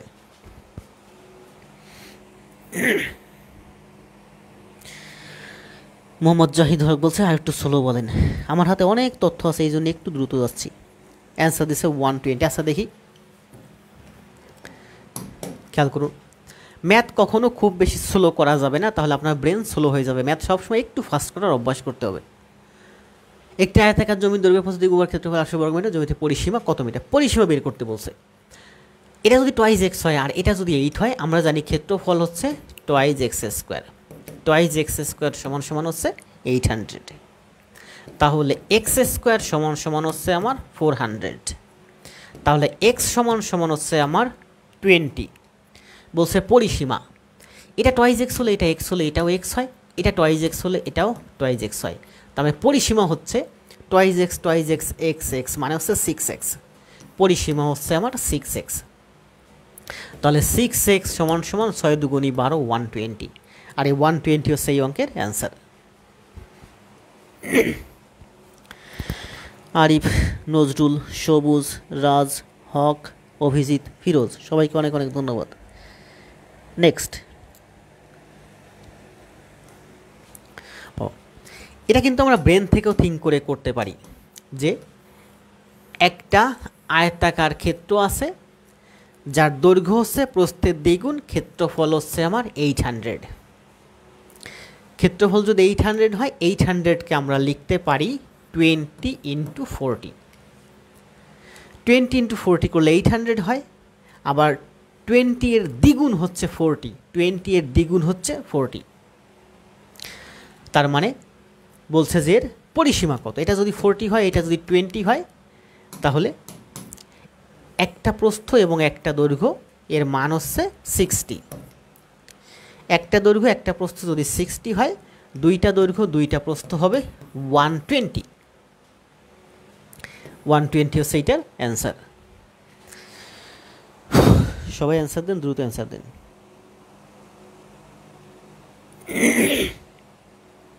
আমি দেখতেছি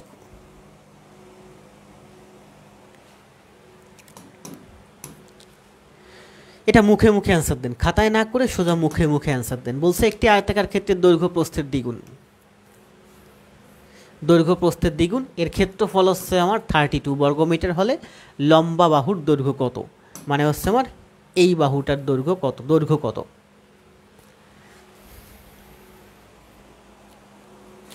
একজন অ্যান্সার দিন, অ্যান্সার দিলে চলে যাব নেক্সট পেজে।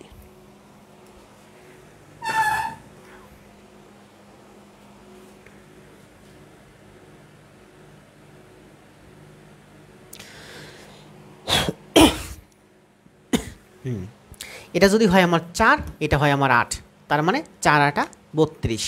যেহেতু বলছে দ্বিগুণ, এইটার দ্বিগুণ, তাহলে লম্বা বাহুর দৈর্ঘ্য হচ্ছে 8, 4 8 32। এখানে চাইতে পারে আমার এরপরে পরিসীমা। ধন্যবাদ সবাইকে। নেক্সট,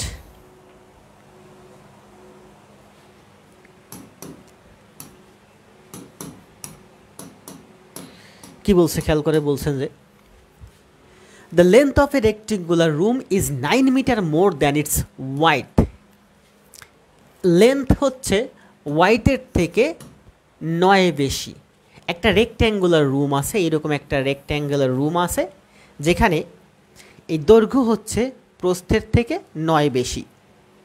তো আমরা সূত্র অনুযায়ী করি যে প্রস্থ যদি x হয় তবে দৈর্ঘ্য হয় x + 9। এভাবে সময় লাগে বেশি। রিটেনে আমরা এভাবে করব। সোনালী ব্যাংকে, সোনালীতে আসছে 13 সালে, রিটেনে আসছে if the perimeter of the house is 82। এটার পেরিমিটার মানে চারিদিকের দৈর্ঘ্য হচ্ছে 82। চারিদিকের দৈর্ঘ্য যদি 82 হয়, তবে একটা প্রস্থ এবং একটা দৈর্ঘ্যের মান হবে 82 এর অর্ধেক, অর্থাৎ 41। পরিসীমা যদি 82 হয়, তবে একটা দৈর্ঘ্য এবং একটা প্রস্থ হবে 41। এটা যদি হয় 41, এই বাহু আর এই বাহুর দৈর্ঘ্য হচ্ছে 41। বলা হয়েছে এখানে এই দৈর্ঘ্য হচ্ছে প্রস্থের থেকে 9 বেশি। তাহলে 41 থেকে 9 বাদ দেন, 32। 32কে 2 দিয়ে ভাগ করলে 16। তার মানে এই বাহুটার মান হচ্ছে আমার 16, আর এই বাহুটার মান হচ্ছে 16 আর 9 25। বোঝা গেছে? আবার বলি, বলা হয়েছে যে দুইটা বাহু দেওয়া আছে, এই বাহুর তুলনায় এই বাহু 9 মিটার বড়। আবার এই দুইটা বাহুর সমষ্টি হচ্ছে আমার 41। এই দুইটা বাহু যদি 41 হয়, এটার থেকে এটা 9 বড়। যে 9 বড়, ওই 9 আমি আলাদা রেখে দেব। 41 থেকে 9 মাইনাস করলে আমার হয় 32। এই 32কে 2 দিয়ে ভাগ করলে হয় 16। তার মানে এইটুকের মান 16, এইটুকের মান 16, আর ওই যে 9, তার মানে এই বাহুটা হবে 16, আর এই বাহুটা হবে 16 আর 9 25। যদি এই বাহুটা 16 হয় আর এই বাহুটা 25 হয়, তবে what is the perimeter of A square equal to the area of the rectangular house? এই রেক্ট্যাঙ্গুলার হাউসের এরিয়া কত? এই রেক্ট্যাঙ্গুলার হাউসের এরিয়া হচ্ছে 25 গুণ 16। 25 গুণ 16। এই রেক্ট্যাঙ্গুলার হাউসের ক্ষেত্রফল হচ্ছে 25 গুণ 16। এই সেম এরিয়ার আরেকটা স্কোয়ার আছে। বলছে এই সেম এরিয়ার একটা স্কোয়ার আছে, তার পেরিমিটার কত? এটার ক্ষেত্রফল 16 গুণ 25, তাহলে এটার ক্ষেত্রফল হচ্ছে 16 গুণ 25। তাহলে এইটার পেরিমিটার কত, পরিসীমা কত?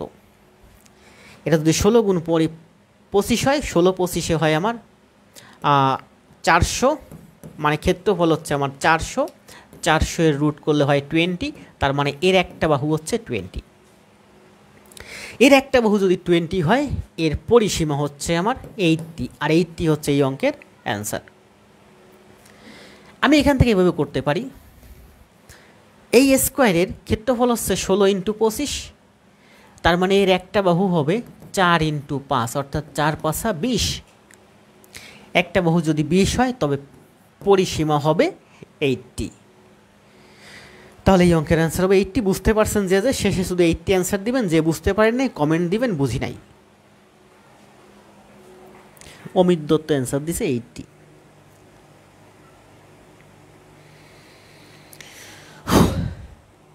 দ্রুত অ্যান্সার দেন। 80। আরিফ বুঝতে পারছেন ভাইয়া? না বুঝলে কমেন্ট দিবেন না, বুঝতে পারলেই শুধুমাত্র কমেন্ট দিবেন। শুরু থেকে আরেকবার একটু বলে আসি, খুব সুন্দর একটা অঙ্ক বলছে যে একটা অঙ্ক আপনারা যারাই করেন পরীক্ষার আগে কয়দিন একটু আস্তে আস্তে করবেন, আর সারা বছর অঙ্ক সব সময় চেষ্টা করবেন একটু ফাস্ট করার, দ্রুত করার। দ্রুত না করলে ব্রেন ফাস্ট হয় না। যেমন আমার ব্রেন প্রচুর ফাস্ট, আমি ব্যাংকে জব করি, আমি কখনো ভুল করি না, ভুল করা যাবে না। তার মানে আমি কাজ করার সময় স্লো আস্তে আস্তে করি, যতটুকুন গতিতে আমার ব্রেন যায়। কিন্তু ম্যাথ করার সময়, প্র্যাকটিস করার সময় আমি যতটা দ্রুত ততটা সম্ভব করি। যেমন টাইপ করার সময় আমরা আস্তে আস্তে টাইপ করি যেন ভুল না হয়, কিন্তু যখন প্র্যাকটিস করি তখন আমরা উড়াধুরা টাইপ করি। ক্রিকেট খেলতে গেলে মাঠে আমরা সাবধানে বল পিটাই যেন স্টাম্প ভেঙে না যায়, কিন্তু যখন প্র্যাকটিস করি তখন আমরা উড়াধুরা পিটাই। ঠিক তেমনি ম্যাথ প্র্যাকটিস করবেন একটু ফাস্ট, তাহলে আপনার ব্রেনটাও একটু ফাস্ট হবে। কিন্তু পরীক্ষার আগে কদিন করবেন একটু আস্তে, পরীক্ষার হলে করবেন সাবধানে।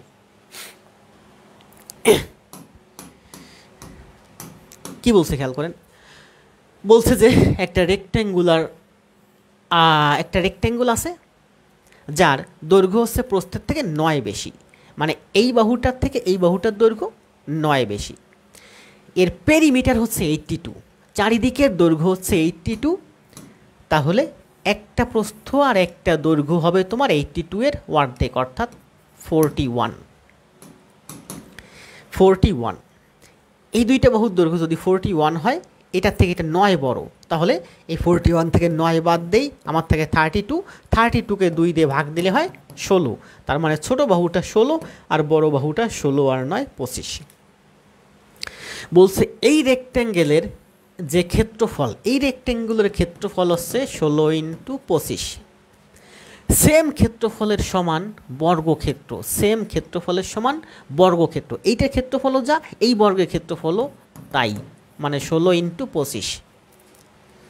তাহলে এই বর্গের পরিসীমা কত?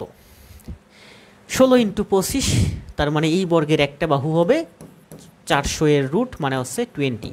তাহলে এই বর্গের একটা বাহু হচ্ছে 20, তবে এই বর্গের পরিসীমা হচ্ছে 80। এটা সোনালী ব্যাংকে 13 সালে রিটেনে আসছে।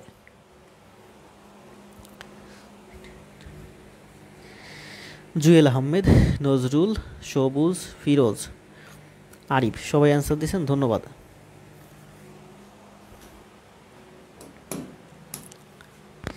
এটার অ্যান্সার দেন, সময় দেব মাত্র 20 second.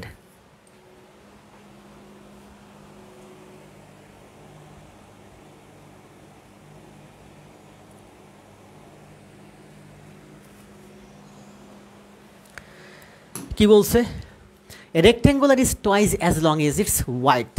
A rectangle is twice as long as its width. একটা রেক্ট্যাঙ্গল ওয়াইড, এটা যদি হয় আমার এক্স, এটা হলো আমার twice x. If the wide is a, প্রস্থ যদি হয় এ, তবে দৈর্ঘ্য হচ্ছে আমার টুয়াইস এ। ওয়াইড বলছে এ, ওয়াইড যদি এ হয় তবে দৈর্ঘ্য হবে আমার, লেন্থ হবে twice A. What is the length of its diagonal, তবে ডায়াগোনালের মান কত? ডায়াগোনালের মান চাইছে। সহজ, আমরা লিখতে পারি এ এর স্কোয়ার প্লাস টুয়াইস এর স্কোয়ার, তার রুট হচ্ছে আমার কর্ণ, অর্থাৎ এ এর স্কোয়ার প্লাস 4a স্কোয়ার তার রুট, বা 5a স্কোয়ার তার রুট, বা √5a হচ্ছে এই অঙ্কের অ্যান্সার।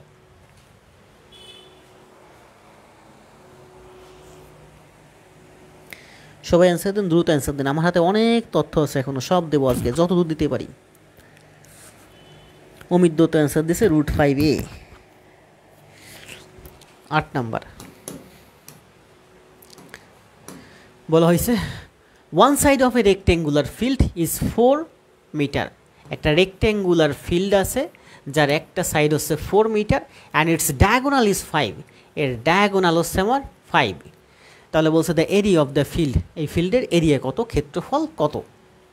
এটা যদি 4 হয়, এটা যদি 5 হয়, এটা একটা সমকোণী ত্রিভুজ, তার মানে এই বাহুটা অবশ্যই 3 হবে। এই বাহুটা যদি অবশ্যই 3 হয়, এটা যদি 3 হয়, এটা যদি 4 হয়, এর ক্ষেত্রফল হয় 3 4 12।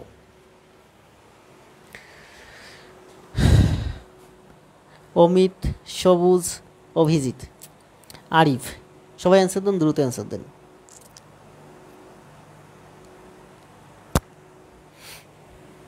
ফিরোজ, জুয়েল, রাজীব, অ্যান্সার হচ্ছে 12।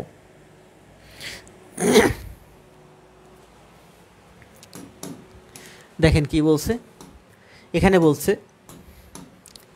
একটি আয়তক্ষেত্রের পরিসীমা 84 মিটার। এই যে একটা আয়তক্ষেত্র, এর পরিসীমা হচ্ছে 84 মিটার।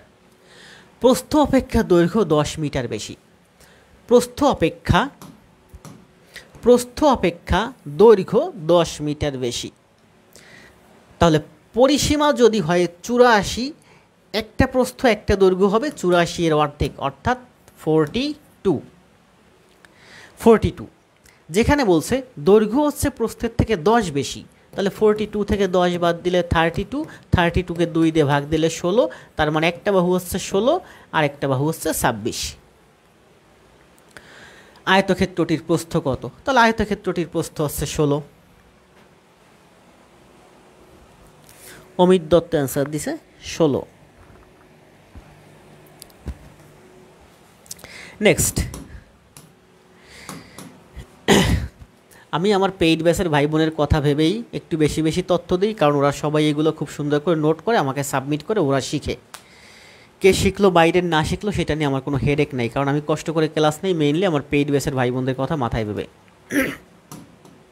বিশেষ করে যারা নিয়মিত ক্লাস নোট দেয়।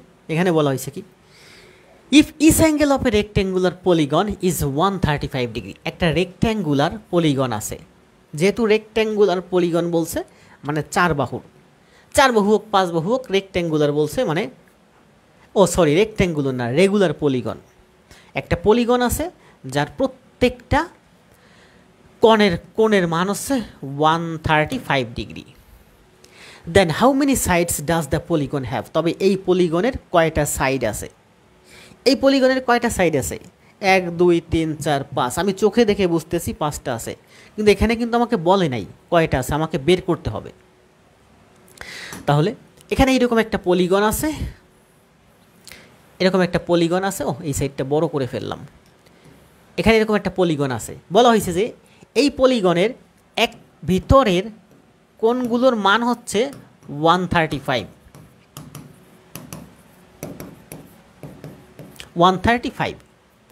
তাহলে বলেছে এখানে কতগুলো সাইড আছে, মানে এখানে কয়টা বাহু আছে। আমি একটা সূত্র শিখাইছি আপনাদেরকে যে পলিগনের যে কোনো একটা বাহুকে বর্ধিত করলে বাইরে যে কোণটা উৎপন্ন হয়, এই কোণটার মান হচ্ছে 360/n। n মানে হচ্ছে বাহুর সংখ্যা, কতগুলো বাহু আছে তা। এই ধরনের পলিগন রিলেটেড যা কিছু আছে সব এই একটা থিওরির মাধ্যমে করা যায়।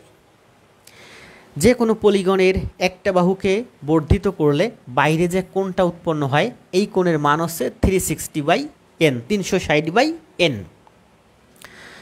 এই কোণটার মান যদি 35 হয়, তবে এই কোণটার মান হবে আমার 45। খেয়াল করুন, এটা আছে 135, তার মানে এইটার মান হবে 45, কারণ এটা হচ্ছে 180। এটা যদি 45 হয়, এই কোণটার মান তো আমি বলে দিলাম 360/n, তার মানে 360/n সমান হচ্ছে 45। 45কে এটা কাটলে 8 হয়, তার মানে n সমান 8। পলিগনের যে কোনো একটা সাইডকে বর্ধিত করলে বাইরে যে কোণটা উৎপন্ন হয় এই কোণটার মান হচ্ছে 360/n। এটা যদি 135 হয় তাহলে এটা হবে 45, কারণ এটা হচ্ছে 180। এটা যদি 135 হয় এটা 45, এটা যদি 45 হয় এই কোণটার মান আমি সব সময় জানি সূত্রানুযায়ী 360/n। তাহলে 360/n মানেই হচ্ছে 45, 45 দিয়ে কাটলে 8, n = 8। তাহলে একটা রেগুলার পলিগন আছে যার মধ্যে প্রত্যেকটা কোণের মান যদি 135 হয় তবে সেই পলিগনের বাহুর সংখ্যা হচ্ছে 8টি। মুজাহিদ অ্যান্সার দিছে একজন, সৌমেন কীর্তুনিয়া। সবাই অ্যান্সার দেন, দ্রুত অ্যান্সার দেন।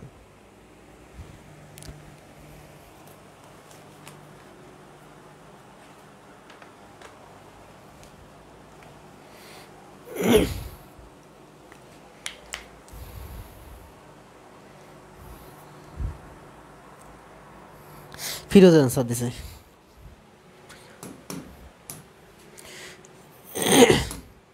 কি বলছে খেয়াল করেন, এখানে বলছে যে যদি কোনো আয়তক্ষেত্রের দৈর্ঘ্য x% পরিবর্তিত হয় এবং বৃদ্ধি বা হ্রাস যাই হোক এবং প্রস্থ y% পরিবর্তিত হয়, সেটা হোক বৃদ্ধি কিংবা হ্রাস, তবে আয়তক্ষেত্রের নিট পরিবর্তন বৃদ্ধি বা হ্রাসের হার হয়। এই যে একটা সূত্র দিছে। যত সূত্র আছে সব সূত্র কিন্তু কিভাবে আসে, ফর্ম হয়, আমি সবসময় ব্যাখ্যা দিয়ে দিই। এই সূত্রটারও ব্যাখ্যা আছে, আমি দেব না আজকে, কারণ ব্যাখ্যাটা একটু কঠিন, দিতে গেলে স্টুডেন্ট থাকবে না। আমি নেক্সটে একটু অ্যাডভান্স ক্লাসে যাব, সেখানে আমি এটা রাখবো, মানে এই ম্যাথটাই আবার ওখানে টেনে নিয়ে আমি দেখাই দেবো সূত্রের ব্যাখ্যা। প্রত্যেকটা অঙ্কের ত্রিভুজ বলেন, চতুর্ভুজ বলেন, সমদ্বিবাহু ত্রিভুজ বলেন, সমকোণী ত্রিভুজ বলেন, যা কিছু ট্র্যাপিজিয়াম বলেন, সামন্তরিক বলেন, রম্বাস বলেন, এর যে সূত্রগুলো আছে সূত্রগুলো কিভাবে ফর্ম হয় সব কিন্তু আমি ব্যাখ্যা করে দেখাইছি পূর্বের কোনো একটা ক্লাসে কিছুদিন আগে। তাহলে কোনো আয়তক্ষেত্রের দৈর্ঘ্য হ্রাস হোক আর বৃদ্ধি হোক, যত পার্সেন্ট হোক হ্রাস বা বৃদ্ধি, দৈর্ঘ্য অথবা প্রস্থ হ্রাস অথবা বৃদ্ধি যাই হোক, তবে তার ক্ষেত্রফল হ্রাস বৃদ্ধির পরিমাণ হয় এত, x + y xy/100। কীভাবে এটা হয়, এই সূত্রটা আসে, সেটা আমি নেক্সটে ব্যাখ্যা করে দেখাবো আগামীকালকে ক্লাস অথবা পরশু দিনের ক্লাসে। 12 নম্বর বলছে, এই সূত্র ধরেই আমাকে এই অঙ্কটা করতে বলছে।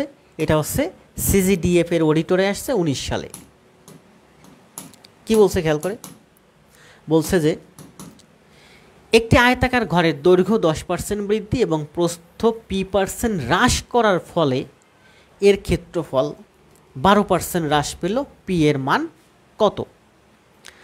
তাহলে এই সূত্রানুযায়ী আমরা যদি লিখি দৈর্ঘ্য 10% বৃদ্ধি মানে 10, প্রস্থ 5% হ্রাস, হ্রাস মানে হচ্ছে মাইনাস, তাহলে -p প্লাস এখানে হচ্ছে xy, x এর মান হচ্ছে 10% বৃদ্ধি, y এর মান হচ্ছে p% হ্রাস মানে হচ্ছে -p বাই নিচে হচ্ছে 100, নিচে হচ্ছে আমার 100। দৈর্ঘ্য 10% বৃদ্ধি, এই হলো 10, প্রস্থ p% হ্রাস, হ্রাস মানে হচ্ছে মাইনাস, এই সূত্রটা লিখতেছি, এই x হলো এই যে 10, এই y এর মান হলো আমার p, এই x এর মান হলো আমার এই যে 10, এই y এর মান হলো -p, pটা হচ্ছে হ্রাস, হ্রাস হলে মাইনাস হয়, আর ওই নিচের 100 হলো এই যে 100। তাহলে আমরা এখান থেকে লিখতে পাই p এর মান কত। একটি আয়তাকার দৈর্ঘ্য 10% বৃদ্ধি 5% হ্রাস করার ফলে এর ক্ষেত্রফল 20% হ্রাস পেল, p এর মান কত?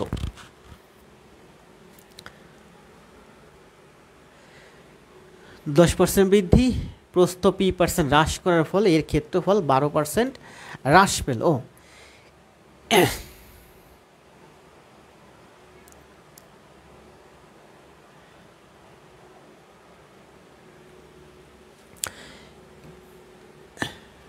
রাখেন একটু,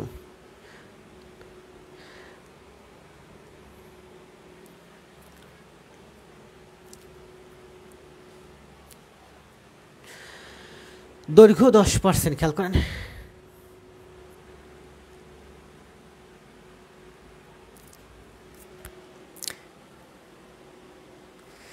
দৈর্ঘ্য যদি হয় আমার 110% বৃদ্ধি পেলে হয় 110। প্রস্থ যদি হয় আমার 100p% হ্রাস পেলে হয় 100 - p। তার মানে ক্ষেত্রফল হয় 100 × 100 - p সমান সমান 100 × 100 - p এর 90%। দৈর্ঘ্য যদি 100 হয় 10% বৃদ্ধি মানে 110। প্রস্থ যদি আমার 100 হয় p% হ্রাস মানে 100 - p, তবে ক্ষেত্রফল হয় 110 × 100 - p। 110 × 100 - p 12% হ্রাস মানে 88% থাকবে। 110 × 100 - p 12% হ্রাস মানে হচ্ছে 88% থাকবে। আচ্ছা করে দেখি এটা, 0 0 কাটা যায়, 10, এখানে হচ্ছে এই 0 কাটা যায়। এত বড় হয়ে যাচ্ছে কেন অঙ্কটা বুঝতেছি না। -20/11,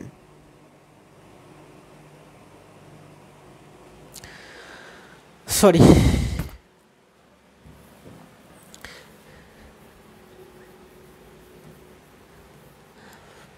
আমি বলি যে আসলে আমি একটু কঠিনের ভিতরে চলে গেছি দীর্ঘক্ষণ, একটানা কতক্ষণ, প্রায় 1 ঘন্টা 15 আর 5 3 1 ঘন্টা 18 মিনিট একটানা কথা বলতেছি বোর্ডের সামনে। আমি একটু বেখেয়ালি হয়ে গেছি, কারণ এই জায়গাতে আমি বললাম না যে এই সূত্রের ব্যাখ্যাটা আমার হাতে ছিল, যেটা একটু কঠিন, যে কঠিন জিনিসটাই আমার মাথায় কাজ করতেছিল। এই থিওরিটা কিভাবে হয়, কিভাবে আসে, সেটার ব্যাখ্যাটা হচ্ছে এই যে আমি এখানে যেটা দেখাচ্ছিলাম। অর্থাৎ এই কঠিন দুইটা থিওরি আমার মাথার ভিতরে কাজ করতেছিল, যার কারণে আমি বারবার থিওরির দিকে চলে যাচ্ছিলাম। এখানে হবে হচ্ছিল 12%, 12% হ্রাস, 12% হ্রাস, হ্রাস মানে কি মাইনাস, টোটালের উপরে হচ্ছে 12% হ্রাস পাবে। এটা করলে আমরা পাই -p/10 সমান সমান -12 থেকে 10 গেলে -22। এই 10 এদিকে আসলে -22, -p, এই মাইনাসের কারণে এই -p/10। তাহলে আমরা এখানে লিখতে পারি 10, 10p - 1p মানে -11p সমান সমান 22। 11 দিয়ে 22কে কাটলে 2, মাইনাস মাইনাস কাটা যায়, তার মানে p সমান সমান 20। তাহলে p এর মান হলো 20। এই সূত্রানুযায়ী আমরা যদি এই অঙ্কে এই CGDF এর অডিটরে 19 সালে যেটা আসছে এই অঙ্কটার মান বসাই, তবে এখানে আমরা p এর মান পাই 20। আব্দুল্লাহ আল উমায়ের, অমিত দত্ত, ফিরোজ। আচ্ছা 20 কি প্লাস না মাইনাস? 20 হচ্ছে আমার প্লাস, মাইনাস মাইনাস তো কাটা গেছে, 20 হচ্ছে প্লাস, তার মানে 20% বৃদ্ধি পাবে। p এর মান হচ্ছে 20%, p এর মান হচ্ছে 20 এবং প্রস্থ p% হ্রাস করার ফলে এর ক্ষেত্রফল 12% হ্রাস পেল, হ্রাস পাইছে। p এর মান খেয়াল করেন, p এর মান কিন্তু মাইনাস হবে না, p এর মান হবে 20 পজিটিভ, p এর মান 20% হ্রাস।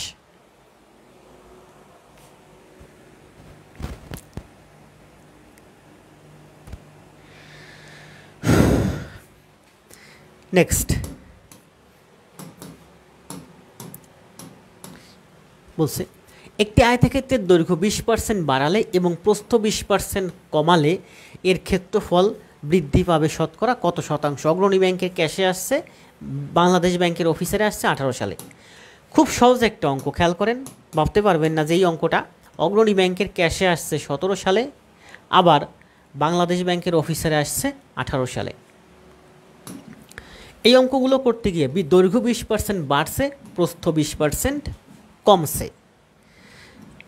এই যে হচ্ছে আমার আয়তক্ষেত্র, একটা বর্গক্ষেত্র কিন্তু একটা আয়তক্ষেত্র। এই ধরনের অঙ্ক করতে গিয়ে আমি সব সময় দৈর্ঘ্য প্রস্থ 100 ধরি। মনে করি একটা আয়তক্ষেত্র মানেই হচ্ছে বর্গক্ষেত্র, যার দৈর্ঘ্য হচ্ছে 100, প্রস্থ হচ্ছে 100। তাহলে ক্ষেত্রফল হচ্ছে 100 এটার ক্ষেত্রফল হচ্ছে 100। বলা হয়েছে যে যদি দৈর্ঘ্য 20% বাড়াই, মানে দৈর্ঘ্য যদি 120 করি আর প্রস্থ যদি 20% কমাই, মানে যদি 80 করি, তবে ক্ষেত্রফল হয় 8×12 = 96। এখানে হচ্ছে 100, এখানে হচ্ছে 96। তার মানে দেখতে পাচ্ছি আমি 4% হ্রাস পায়, 4% হ্রাস পায়। ঠিক এমনিভাবে খেয়াল করেন, আমি যদি বলি যে আমার হাতে কয়েকটা নিয়ে আছে, যেমন দৈর্ঘ্য যদি 40% বাড়ে এবং প্রস্থ যদি 40% বাড়ে, তবে ক্ষেত্রফলের কত পরিবর্তন হয় বলেন। দৈর্ঘ্য 40% বাড়বে, প্রস্থ 40% বাড়বে, তবে ক্ষেত্রফলের কত পরিবর্তন হয়? যদি এমন হয় যে দৈর্ঘ্য 20% বাড়বে, প্রস্থ 20% বাড়বে, তবে ক্ষেত্রফলের কত পরিবর্তন হয় বলেন।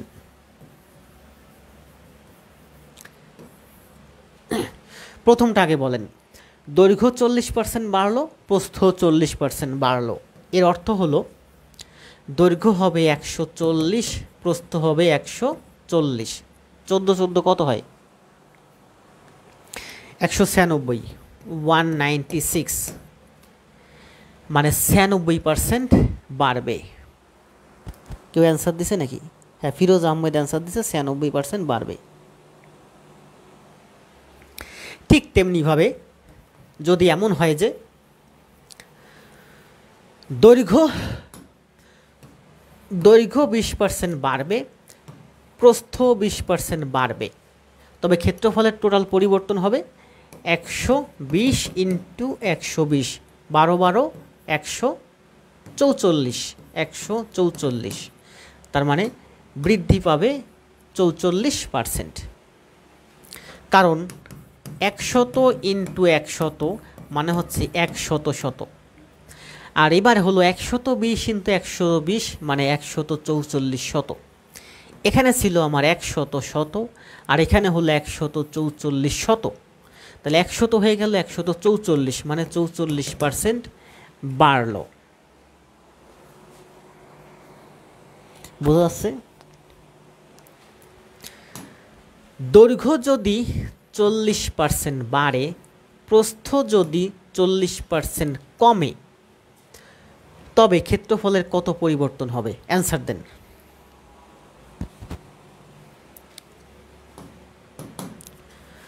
প্রবাসী কল্যাণ ব্যাংকে আসছে এটা 18 সালে।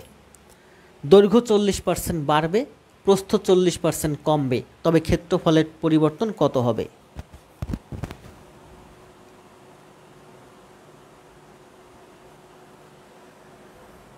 ফিরোজ আহমেদ দিছে 16%। তার মানে দৈর্ঘ্য হবে 140 আর প্রস্থ হবে 40% কমলে 60। 40% বাড়লে 140, 40% কমলে 60। তাহলে 6 14 84।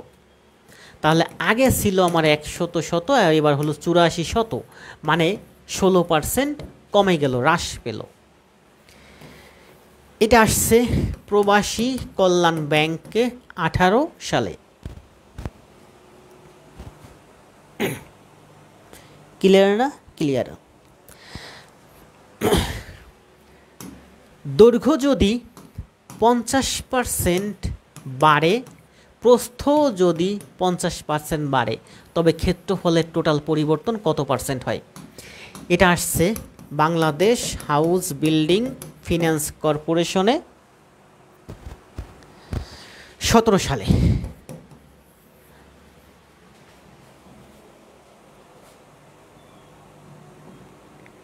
ফিরোজ অ্যান্সার দিছে, সবুজ অ্যান্সার দিছে। আর কেউ পারতেছেন না? দ্রুত অ্যান্সার দেন।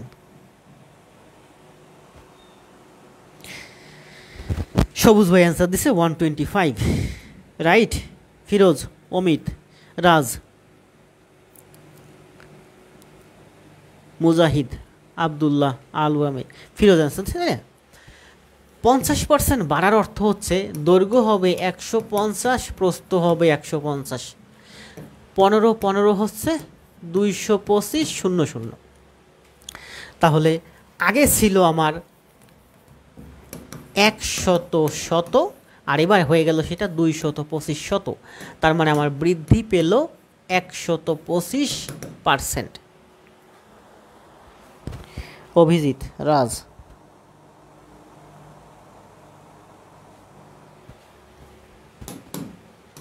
ধন্যবাদ। নেক্সট, একটি সরলরেখার উপর অঙ্কিত বর্গ ওই সরলরেখার অর্ধেকের উপরে অঙ্কিত বর্গের কত গুণ? খেয়াল করেন,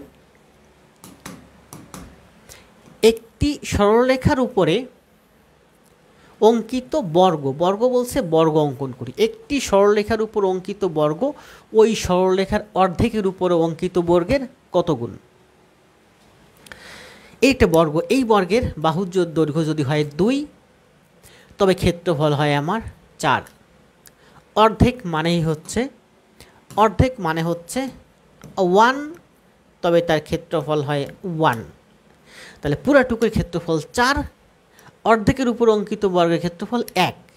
তাহলে কত গুণ? এই বর্গের কত গুণ? 4 গুণ। ঠিক তেমনিভাবে যদি বলে যে 3/1 উপর অঙ্কিত বর্গের ক্ষেত্রফল মূল বর্গের ক্ষেত্রফলের কত গুণ? 3/1। যদি 3/1 বলে তাহলে মনে করি যে একটা বর্গক্ষেত্র, এই বর্গের বাহুর দৈর্ঘ্য হচ্ছে 3, তাহলে এই বর্গের ক্ষেত্রফল হচ্ছে আমার 9। বলছে 3/1, বর্গের যে বাহু আছে তার 3/1, মানে আমরা ধরতে পারি 3/1 উপর অঙ্কিত 1। বর্গের বাহু 3, তার 3/1 মানে হচ্ছে 1। 1-এর উপর অঙ্কিত বর্গের ক্ষেত্রফল হচ্ছে 1। তাহলে পুরো বর্গের ক্ষেত্রফল হচ্ছে এই অঙ্কিত 3/1 উপর অঙ্কিত বর্গের ক্ষেত্রফলের 9 গুণ। ঠিক তেমনিভাবে যদি বলে যে 4, এই যে একটা বর্গ, এই বর্গের বাহুর দৈর্ঘ্য হচ্ছে 4, তার মানে ক্ষেত্রফল হচ্ছে 16। যদি বলে যে 4/1 উপর, 4/1 উপর মানে 1-এর উপর অঙ্কিত বর্গের ক্ষেত্রফল হচ্ছে 1, তার মানে এই বর্গের ক্ষেত্রফলের তুলনায় এই বর্গের ক্ষেত্রফল হচ্ছে 16 গুণ বেশি।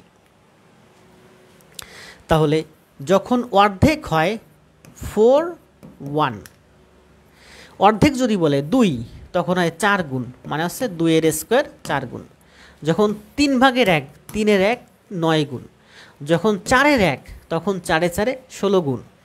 যখন বলবে যে একটা বর্গ, সেই বর্গের 5/1 উপর, 5/1 উপর, তাহলে 5/1 হবে 25, আর এটা হবে 1, অর্থাৎ 5×5 25 গুণ।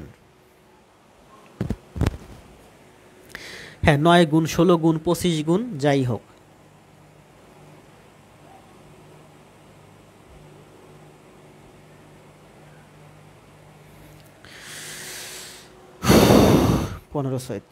নেক্সট, আর করাবো না থামবো? কি বলছে খেয়াল করেন, আমি কি আর করাবো না থামবো? মাত্র চলে 15 নাম্বার, আরও 5টা, টোটাল 6টা আছে, 20 নাম্বার পর্যন্ত আছে। তার ভিতরে অনেক জটিল কঠিন সূক্ষ্ম ব্যাখ্যা ছিল, যে ব্যাখ্যাগুলো আমি লিপ করে গেছি। ওই ব্যাখ্যাগুলো দেখাতে গেলে আমার স্টুডেন্ট এখান থেকে অনেক কমে যাবে, থাকবে না।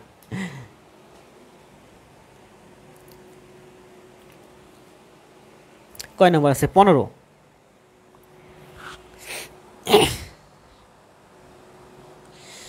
থামবো না, আর দেখাবো। এখানে কি বলছে খেয়াল করে, বলছে যে the ratio of the length to breathe of a rectangular park is 3:2। একটা রেক্ট্যাঙ্গুলার পার্ক আছে যার রেশিও হচ্ছে দৈর্ঘ্য এবং প্রস্থের অনুপাত হচ্ছে 2:3। If a man cycling along the boundary, এই বাউন্ডারি বরাবর সে যদি সাইকেল করে, park at speed of 12 kilometre per hour, 12 kilometre per hour গতিতে সে যদি সাইকেল আপ করে, কমপ্লিটস 1 রাউন্ড, পুরো একটা রাউন্ড কমপ্লিট করে আসে in 8 minute. 12 kilometre per hour গতিতে 8 মিনিটে সে পুরোটা রাউন্ড করে আসছে, একবার ঘুরে আসছে। তার মানে আমরা দেখি যে এই পার্কের চারিদিকে দৈর্ঘ্য কত। 12 কিলোমিটার মানে হচ্ছে 12,000 মিটার। 8 মিনিটে সে এতটুকুন পথ চলে আসছে। 8 মিনিট মানে হচ্ছে 60-এর 8 ঘন্টা।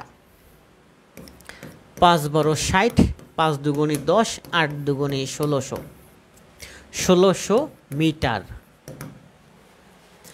যে সাইকেল চালাইছে 12 কিলোমিটার গতিতে সাইকেল চালাইছে, 8 মিনিটে সে টোটাল 1600 মিটার পথ ঘুরে আসছে। তার মানে এই পার্কের পরিসীমা হচ্ছে 1600 মিটার। এই পার্কের চারিদিকে দৈর্ঘ্য হচ্ছে 1600 মিটার।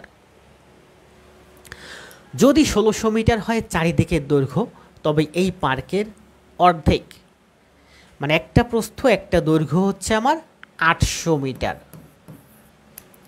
পুরাটা হচ্ছে 1600, একটা প্রস্থ একটা দৈর্ঘ্য হচ্ছে 800 মিটার। এগুলো কিন্তু সব এমসিকিউ ম্যাথ, রিটেন করার সময় পাবো না। তাহলে এই 800কে 2:3 অনুপাতে আমি ভাগ করব। 800কে 3 আর 2 5, মানে একটা হচ্ছে 5-এর 2 আর একটা হচ্ছে 800-এর 5-এর 3। 5 দুগুণী 10, 4 এটা 32, 320, 5 দুগুণী 10, 3 এটা 24, দুগুণী 72, 720। ঠিক আছে না? 3 এটা 24, 24 দুগুণী 48। এই যে পার্কটা, এই পার্কের একটা দৈর্ঘ্য একটা প্রস্থ হচ্ছে আমার 800, পুরা টুকুনের পরিসীমা হচ্ছে 1600, একটা দৈর্ঘ্য একটা প্রস্থ হচ্ছে 800। তাহলে প্রস্থ এবং দৈর্ঘ্যের অনুপাত হচ্ছে 2:3। 800কে 2:3 অনুপাতে ভাগ করলে 320 এবং 480 হয়। তার মানে এই প্রস্থটা হলো আমার 320 আর দৈর্ঘ্যটা হলো আমার 480, টোটাল হচ্ছে আমার 800। বলা হয়েছে what is the area of the park, তবে এই পার্কের এরিয়া কত, এই পার্কের ক্ষেত্রফল কত। পার্কের ক্ষেত্রফল দৈর্ঘ্য গুণ প্রস্থ, 320 ইন্টু 480 সমান সমান হয়েছে 1536।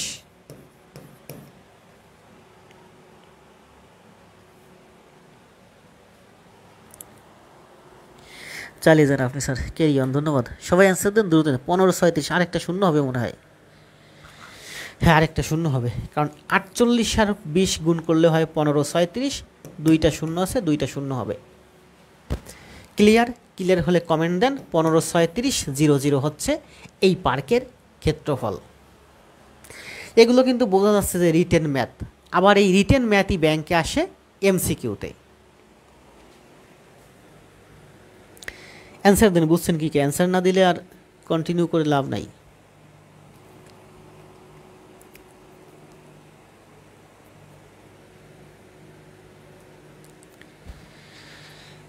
হ্যাঁ, ফিরোজ আহমেদ বুঝতে পারছে, ধন্যবাদ ভাই।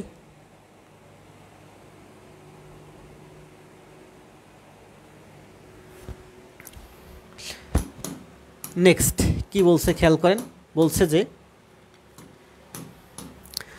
A large field of 1400 acres is divided into 2 parts. বড় একটা ফিল্ড আছে, যে ফিল্ডটা হচ্ছে টোটাল হচ্ছে ভিতরে হচ্ছে 1400 একর্স, ডিভাইডেড ইন্টু 2 পার্টস। এই 1400 একর্সকে আমি 2টা ভাগে ভাগ করব, 2টা ভাগে ভাগ করব। The difference of the acres of the 2 parts, এই 2টা পার্টস, এই একটা পার্টস আর একটা পার্ট, 2টা পার্টের মধ্যে পার্থক্য হচ্ছে 1/5 of the average of the 2 areas. 2টা এরিয়াজের অ্যাভারেজের 1/5। Das the area of the smaller parts, তবে স্মলার পার্টসের এরিয়া কত? A large field 1400 acres is divided into 2 parts. এই লার্জ একটা ফিল্ড যার ভিতরের ক্ষেত্রফল হচ্ছে 1400 একর, দুই ভাগে ভাগ করছি, এই ভাগটা হলো আমার এক্স, এই ভাগটা হলো ওয়াই। তার মানে আমি লিখতে পারি যে এক্স প্লাস ওয়াই সমান সমান হচ্ছে 1400। এই ভাগটা এক্স, এই ভাগটা ওয়াই, তার মানে এক্স প্লাস ওয়াই সমান সমান 1400। দ্বিতীয় শর্তে বলছে the difference of the area, এই দুইটা এরিয়ার মধ্যে ডিফারেন্স বের করতে হলে বড়টা থেকে ছোটোটা মাইনাস। এই যে দুইটা ক্ষেত্রফলের মধ্যে এইটা অবশ্যই বড়, আমি ধরলাম এক্স বড়। ডিফারেন্স মানে x minus y, difference of the areas, এই দুইটা এরিয়াজের মধ্যে যে ডিফারেন্স, এই ডিফারেন্সটা হলো অফ দ্য টু পার্টস, এই টু পার্টসের মধ্যে ডিফারেন্সটা হলো কি হলো 1/5 of the average of the two areas. Two areas এর অ্যাভারেজ, অ্যাভারেজ কী বের করতে, কীভাবে বের করি, টু এরিয়াজ যোগ ভাগ টু, অ্যাভারেজের 1/5। দুইটা এরিয়া যোগ করলে হয় 1400, আর দুইটা এরিয়ার ডিফারেন্স হচ্ছে দুইটা এরিয়ার অ্যাভারেজের 1/5। তাহলে এখান থেকে আমরা লিখতে পারি এক্স প্লাস ওয়াই সমান সমান 1400/2 ইন্টু 1/5, মানে হচ্ছে 700 ইন্টু 1/5, 5 দুগুণি 10, 7 দুগুণি 14, 140। তাহলে এটা সমান সমান হচ্ছে 140। তার মানে আমরা লিখতে পারি x minus y equal to 140, x minus y equal to 140, x minus y equal to 140। তাহলে এক্স প্লাস ওয়াই সমান সমান 1400, এক্স মাইনাস ওয়াই সমান সমান 140। স্মলার এরিয়াজের পার্ট কত, স্মলার এরিয়াজ মানে ওয়াই এর মান কত, তাহলে ওয়াই এর মান বের করেন। এটা থেকে এটা মাইনাস করলে এক্স এক্স কাটা যায়, ওয়াই আর ওয়াই হচ্ছে টোয়াইজ ওয়াই সমান সমান 1400 থেকে 140 গেলে হচ্ছে 1260। তাহলে ওয়াই সমান সমান কত হয় 63, 630।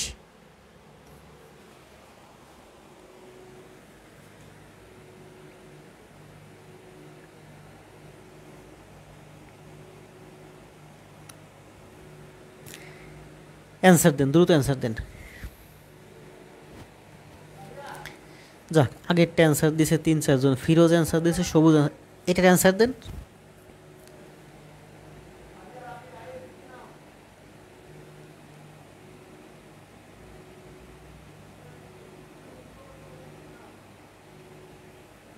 ফিরোজ আহমেদ অ্যান্সার দিছে 630, সবুজ অ্যান্সার দিছে 630।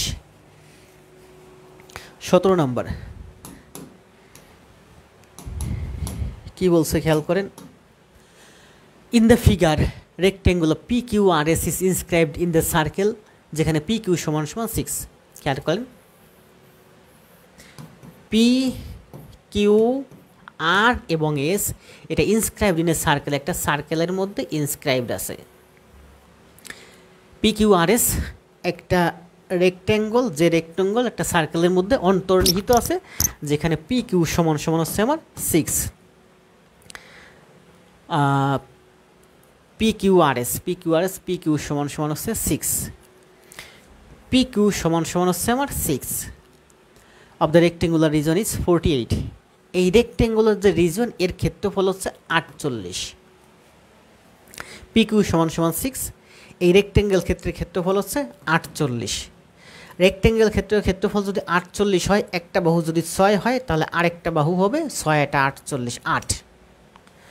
এটা যদি 8 হয়, বলছে what is the area of the circular reason. তাহলে এই যে সার্কেলটা, এই সার্কেলের ক্ষেত্রফল কত। এটা যদি 6 হয়, এটার ক্ষেত্রফল যদি 48 হয়, তবে এইটার মান হবে 6 × 48, এটার মান হবে 8। এটার মান যদি 6 হয়, এটার মান যদি 8 হয়, তাহলে এইটার মান হবে আমার 10। সমকোণী ত্রিভুজ, এটা 6 হলে, এটা 8 হলে, এটা হবে আমার 10। এটা যদি আমার 10 হয়, তবে এটার অর্ধেক হবে আমার 5। অর্ধেক মানে হচ্ছে আমার 5, আর এই অর্ধেক মানেই হচ্ছে, এই অর্ধেক হলো আমার এই বৃত্তের ব্যাসার্ধ।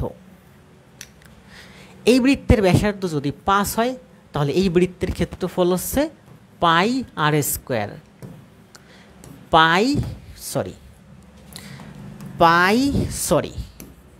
পাই যেন কেমনে আঁকে ভুলে গেলাম তো, পাই আর স্কোয়ার মানে হচ্ছে পাই 5 স্কোয়ার মানে হচ্ছে 25 পাই।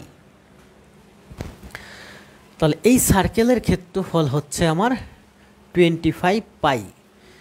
পূবালী ব্যাংকে সিনিয়র অফিসার আসছে 13 সালে। 25 অ্যান্সার দিছে Firoz.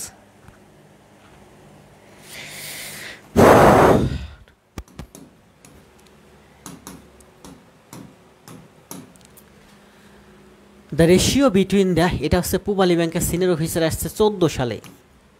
The ratio between the length and perimeter of A rectangular plot is 1:3। খেয়াল করে একটা রেক্টেঙ্গুলার প্লট যার perimeter of A rectangular plot is 1:3। Length and perimeter, এইটার লেন্থ এবং পেরিমিটার, অর্থাৎ লেন্থ যদি 1 হয় এর পেরিমিটার হবে মানে চারিদিকের দৈর্ঘ্য হবে আমার 3। মনে করেন লেন্থ হচ্ছে 1, তাহলে এই লেন্থটা হবে আমার 1। এটা যদি 1 হয়, এটা যদি 1 হয়, আর এই চারিদিকের সবটুকুনের দৈর্ঘ্য হবে আমার 3। তার মানে আমি বুঝতে পারতেছি এটা 1, এটা 1, 2 আর সবটুক যোগ করলে 3 হবে। তার মানে এই দুইটা যোগ করলে আর 1 হবে। তার মানে এইটার মান হবে 0.5, এইটার মান হবে 0.5। যদি এমনটি হয় তাহলে what is the ratio between the length and breadth? তবে লেন্থ এবং ব্রেথের রেশিও কত? এখানে লেন্থ হলো আমার 1 আর ব্রেথ হলো আমার 0.5। লেন্থ হলো আমার 1 আর ব্রেথ হলো আমার 0.5। 1:0.5 মানে হচ্ছে 2:1। কীভাবে? 1:2 মানে কি? 2 মানে হচ্ছে ভাগ। 0.5 মানে কি? 5/10 ভাগ দিলে 10/5 উল্টে যাবে, 5 দুগুণে 10। আবার দেখেন 1:0.5, 0.5 মানে হচ্ছে 5/10। তাহলে 1:2 মানে কি? ভাগ, গুণ দিলে হয়ে যাবে উল্টে যাবে 10/5, 5 দুগুণে 10। তাহলে উপরে থাকতেছে 2, নিচে কিছু নাই মানে 1 আছে, 2:1। তাহলে 1:0.5 মানেই হচ্ছে 2:1। ফিরোজ 2:1, সবুজ 25√5।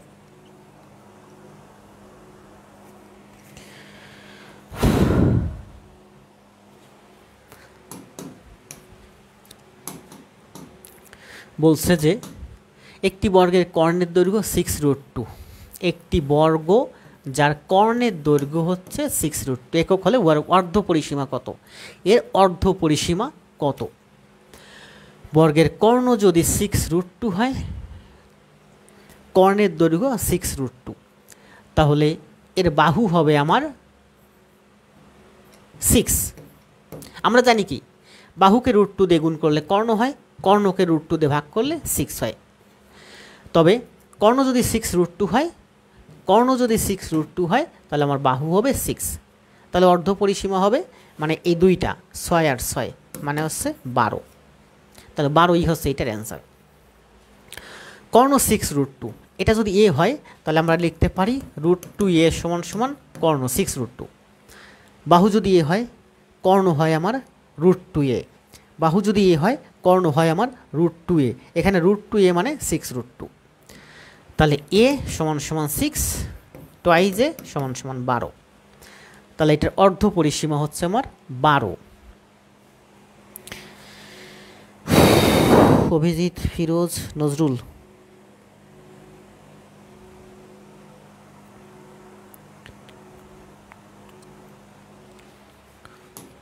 লাস্ট এখানে বলা হয়েছে what is the area of the inscribed square? What is the area of the inscribed square of A circle of radius 5 centimetre? Circle of radius, খেয়াল করেন এই যে একটা সার্কেল অফ রেডিয়াস, এর রেডিয়াস হচ্ছে 5 সেন্টিমিটার। তবে what is the area of the inscribed square? তাহলে এর মধ্যে যদি একটা স্কোয়ার অঙ্কন করি তবে সেই স্কোয়ারের ক্ষেত্রফল কত হবে? আমি স্কোয়ারটা আমার সুবিধা মতো অঙ্কন করি, এইভাবে অঙ্কন করি স্কোয়ারটা, এভাবে অঙ্কন করলাম। একটা সার্কেল আছে যার রেডিয়াস হচ্ছে 5, তাহলে এর মধ্যে আমি যদি ইনস্ক্রাইবড স্কোয়ার অঙ্কন করি, স্কোয়ারের ক্ষেত্রফল কত হবে? সহজ হিসাব, এটা যদি 5 হয় তাহলে অবশ্যই এটাও 5। তার মানে এই বর্গের কর্ণ হচ্ছে আমার 10, এই বর্গের কর্ণ হচ্ছে 10। তাহলে এই বর্গের ক্ষেত্রফল কত? ক্ষেত্রফল হচ্ছে half into d1 d2, half into 10 into 10, 5 10 50। Firoz Ahmed answer দিয়েছে, ধন্যবাদ ভাই। আজকে এই পর্যন্ত, মাথার ভিতর বম বম বম বম করতেছে। শুভরাত্রি। আমার ক্লাস, আমার গাইডলাইন, আমার মোটিভেশন যদি ভালো লাগে আমার ক্লাসগুলো একটু শেয়ার দিয়েন আর বন্ধুদের কাছে একটু ইনভাইট দিয়েন। 2 নম্বর হচ্ছে অনেক কষ্ট করে ক্লাস নিচ্ছি, প্রচুর তথ্য আছে, এই পুরা ক্লাসটা খুব সুন্দর করে খাতায় করে আমাকে দেখাবেন। আশা করি চতুর্ভুজ নিয়ে কোনো ঝামেলা হবে না। আর আজকে যা দেখালাম এর মধ্য থেকে 1-2 মার্ক যে কোনো চাকরি পরীক্ষায় পাবেন। তাহলে সবাই এই ক্লাস নোটটা কি করবেন? জমা দিবেন সুন্দর করে, ক্লাস নোট সাবমিট করবেন সবাই। আজ এ পর্যন্ত, শুভরাত্রি। দেখা হবে আগামীকাল। আগে জব পরে সব। আমরা সবাই একটা স্লোগানে চলে যাই, আগে জব পরে সব। ফিরোজ মজুমদার, ধন্যবাদ ভাই, আপনার জন্য এতক্ষণ থাকা, নইলে আমি লাইভ থেকে অনেক আগেই বেরিয়ে যেতাম। আর আমার পেইড বেসে কিছু ছোটো ভাই বোন আছে, ওরা আসলে পরবর্তীতে এই ক্লাসটা দেখবে এবং নোট সাবমিট করবে, এর জন্য এতক্ষণ থাকা, নইলে আমারও অনেক কষ্ট হচ্ছিল।